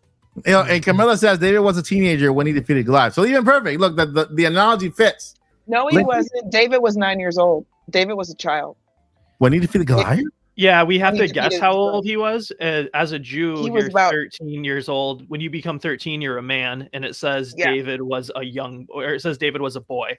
What? So if he was 13 or older, it wouldn't have addressed that he was a boy. Sorry, So- theologians say 9. That's a I stat. always thought David was like a 24-year-old, like 24-year-old. We ain't Yeah. talking about your cousin. Yo, a lot of kids nowadays just won't go outside. No, to join a martial arts, you get a little tougher. And and here's David fighting lions at the age of 9. Well, and you have to remember he had that one smooth stone and had a really good arm. Yeah. That's how that worked out. So technically, it wasn't like David was out there just fighting. He The was like, types of okay, slingshots I that got they one use- shot. The type of had a slingshots they use could throw stones up to 12 miles, or not 12, up to 200 miles an hour. Man, I hope that guy went to the Olympics or something. Because Right. At the time, well, he became king. He became king. So Yes, The- it did. that was his thing. All right. So with that's a good segue to introduce our all-star cast one more time for everyone. Hold on. Let me just let me prepare the Ooh, atmosphere. I have one unrelated thing that I would like to say, not about Zelda, so it won't go long. Sorry, too late. I'm just kidding. Go ahead. Aw. Oh, we have one more things on our Yeah, show. Yeah, go So ahead. I like that. With the Nintendo Direct, one thing held a very special place in my heart, which was Donkey Kong Country Returns, Mhm. because I know, Mike, you're always introducing me as the champion and stuff and hyping stuff up, but I'm mostly just talking about my life now. Yeah. Donkey Kong Returns, or Donkey Kong Country Returns, oh man, that's yellow because of the green screen. The Nintendo Power that was with that game coming out is the one that I was in. And so that will forever have a special place in my heart because it was always like a goal to be in Nintendo Power or with Nintendo stuff. And there is teenage Zach and his best buddy Frank becoming Nintendo national champions in the biggest competition Nintendo's ever hosted. What legend is true? Because I have all of my issues. I want to look at my issue. What number is that one? That is, I bought so many of it. I should know. 261. You know what? I think is 260 the one with Sonic on it. That's a great question. Okay, if you happen to have 260 next to it, the one with Sonic the Black Knight, Sonic the Dark Knight, Sonic the... Look in the back of that one. That's for another day, but just check out that one too. Oh, excitement. We got Discord, y'all. If me and Paul are in back-to-back Nintendo Powers. Wait. Okay. I want to be in the Nintendo Power magazine. I'm gonna probably Photoshop my face somewhere. Time travel. All right, guess what? That is gonna do it, my friends. I want to go ahead and present the All-Star Cast for the Nintopics Podcast. This is the longest podcast ever. 3 hours and 20 minutes. Like, I personally never streamed that long, and we couldn't even capture everything. We really did it. And we only talked about 2 games. That's it. 2 games. I didn't even go to like Brothership. Right. For Dragon Quest 3 and then the announcement of 1 and 2. Well, we have a lot of material for the next podcast. We'll break it down. And we still got to get Lily's reaction when she gets back. I know. Oh my goodness. All right, so next Friday we'll get part two of the Nintendo Direct hype train. All right, so without further ado, let me go ahead and introduce you to the All-Star Cast tonight, which, by the way, I want to say I'm very grateful for every one of you being here at the Nintopics Podcast and just giving the best advice ever, because you guys are awesome. You guys are brilliant in what you do. And I want to start out with Mr. Special Guest tonight, Andre Restart. Hey. Andre, where can we find you? What do you have going on today? Oh, this week. You can find me at Andre's Restart. That's my name on YouTube. And Twitter. And Twitter. That exists there as well. Make videos every day. I'm working on a Metroid Prime 4 Beyond graphics comparison to Prime Remastered. And if there's Nintendo news, I mean, I'll probably be talking about the fall of the leakers. There will be more 2D Zelda theories, more Metroid Prime 4 theories, and Switch 2 theories, and yep, it's all coming.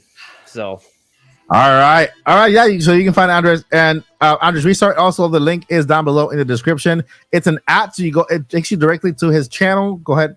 I'm pretty sure you subscribe because we have like a lot of the same audience. But if you're not, you're missing out. Go ahead and check out his content. He has amazing content, and of course, those breakdowns and theories, man, they'll blow you away. So you get a snack, sit back, relax, and just listen to Andres when he says, and that's what we're going to talk about today.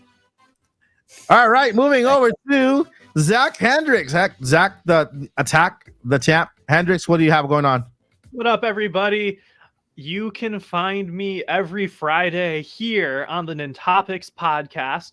Also, I make content over at Zach Hendricks Voiceover, Zach Hendricks Media. That basically, no matter which one I use, the other one's the URL and one of them's the title. So I'll come up no matter what if you search Zach Hendricks Voiceover or Zach Hendricks Media, except for on Twitter where I am Young Calf Zach. All right. Thank you, Zach, for being here, man. I know you have a very big, busy schedule. The guy is doing things, getting scripts bought and movies made and stuff like that. So we can't wait to see his future, because he's not going to be here so long. The guy's going to Hollywood and just making big things out of himself. So hopefully he'll talk about the project he's doing voiceover with that he can't talk about yet, but hopefully we'll learn more about that too. Mm-hmm. So keep out a look on Zach Attack the Champ Hendricks. Moving over to DJ Joycey. What's up, DJ Joycey? Hyrule's correspondent. Live from Hyrule. I'm half asleep.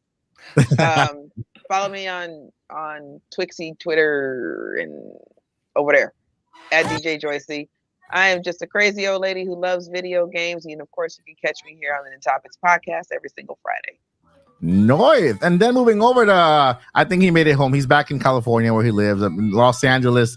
Superstar karate action star Paul Gill Network. And Bodyguard. The new star of the new upcoming live action movie of Street Fighter, playing I think is Real's brother, or Real himself. Who knows? Paul Hendricks. I think he was the double for Chuck Norris at one point. One of those two. Yes. Wait, or is Chuck Norris your double? Yeah, I think so. We'll I think we'll discuss that next week. Yeah. I met Chuck Norris once. It was very nice. He trained in the facility where I now teach. Nice. It's pretty cool. Well, one of them. He was all over the world, but we know he's just it's Chuck Norris in disguise. He just changed his name to Paul Gill Network. On YouTube, I'm at Paul Gill Network. Do some unboxing videos, reaction videos. Sometimes dive into sales talk and analysis of upcoming games and fun pitch ideas and stuff like that. And over on Twitter/X, it's kind of more of the same, but what you could expect are weekly Japanese sales data that come out of the Famitsu reports, and then also what I think is coming out next in the industry, the overall vibe of the video game landscape. And this week was a very big week on YouTube and Twitter because it had just the Nintendo Direct. So every conversation that I was having with people, it was just kind of like popping off on Metroid and Zelda and sales of what I anticipate for Mario Party Superstars or Jamboree and stuff. So anyhow, Twitter, YouTube, if you like or comment or follow, I appreciate it. And I am actually probably one of the rare people, I think, that I reply back to every single person. I always make it a goal. I enjoy it. I actually reply back to every person on Twitter, X, and YouTube. So maybe it's because I don't have tens of thousands of followers, but that's to your own benefit and my own benefit because I like engagement and I like talking. So if you're ever like, man, I kind of wanted to hear that person's thoughts, that's what I'm there for. I like to give everybody an opportunity to be heard and to ask a question and engage. All right. That has been Paul Gill Network, and I am Mike Odyssey here on the channel. You can find me here whenever I'm here. And of course, here every Friday at the Nintopics podcast. I am working on the brand new Mike Odyssey show. I have camera issues, so I'm in the middle of getting a camera. I'll let you know. So far, show is still on for Monday, but if not, I'll let you know beforehand, whatever happens. But then we have this September, the event of events, Indie Mania. It's coming this September. We are on the way, only 8 days out, and closing registration. And we have a show, my friends, over 100 games with over 60 developers from all sizes, from the big leads to the ones starting out. It's going to be an amazing show. And last but not least, I want to present one of the best cast members in this podcast. That is the chat. Guys, you have been more than amazing. Thank you for being here today. Our top viewership went over to 289 viewers across platforms. So thank you so much for being here. You could have been anywhere during a Friday night, but you chose to be here with us, spending some time talking games and just having a great time. Never a better way to spend your weekend and to end the week than at the Nintopics podcast. Thank you guys so much for watching. You guys are amazing. But before we let you go, we got two things we got to let you know. Just two. Number one, what is it, Andre? Journey on. That's number two, dude. That's number two. How can you journey on if you have given up already? Number one. Never give up. Never give up. Don't do that because we need you. We need you, man. You listen. You might be just one step away from really reaching your goal. So if you give up today, you never know what tomorrow brings, right? And if just do it, right? And number two, because I know that Paul and Joyce, you have to go to the bathroom really quick. Journey on. Journey on. All right. Bye, guys. Good night, Good guys. night, everybody. Let me wait. Hold on. Give me a Now the minute. question remains: will we end the podcast smoothly, Can or I will we find, continue? Magic 8 Ball says no. can I find the end screen? Because it's like, it's somewhere up there. Almost there, guys. I see it. Is that it? Up. No, wait. That's a having hope. Hi, having hope. That's not it. All right, We bye. never end right. Good night, guys. Good night.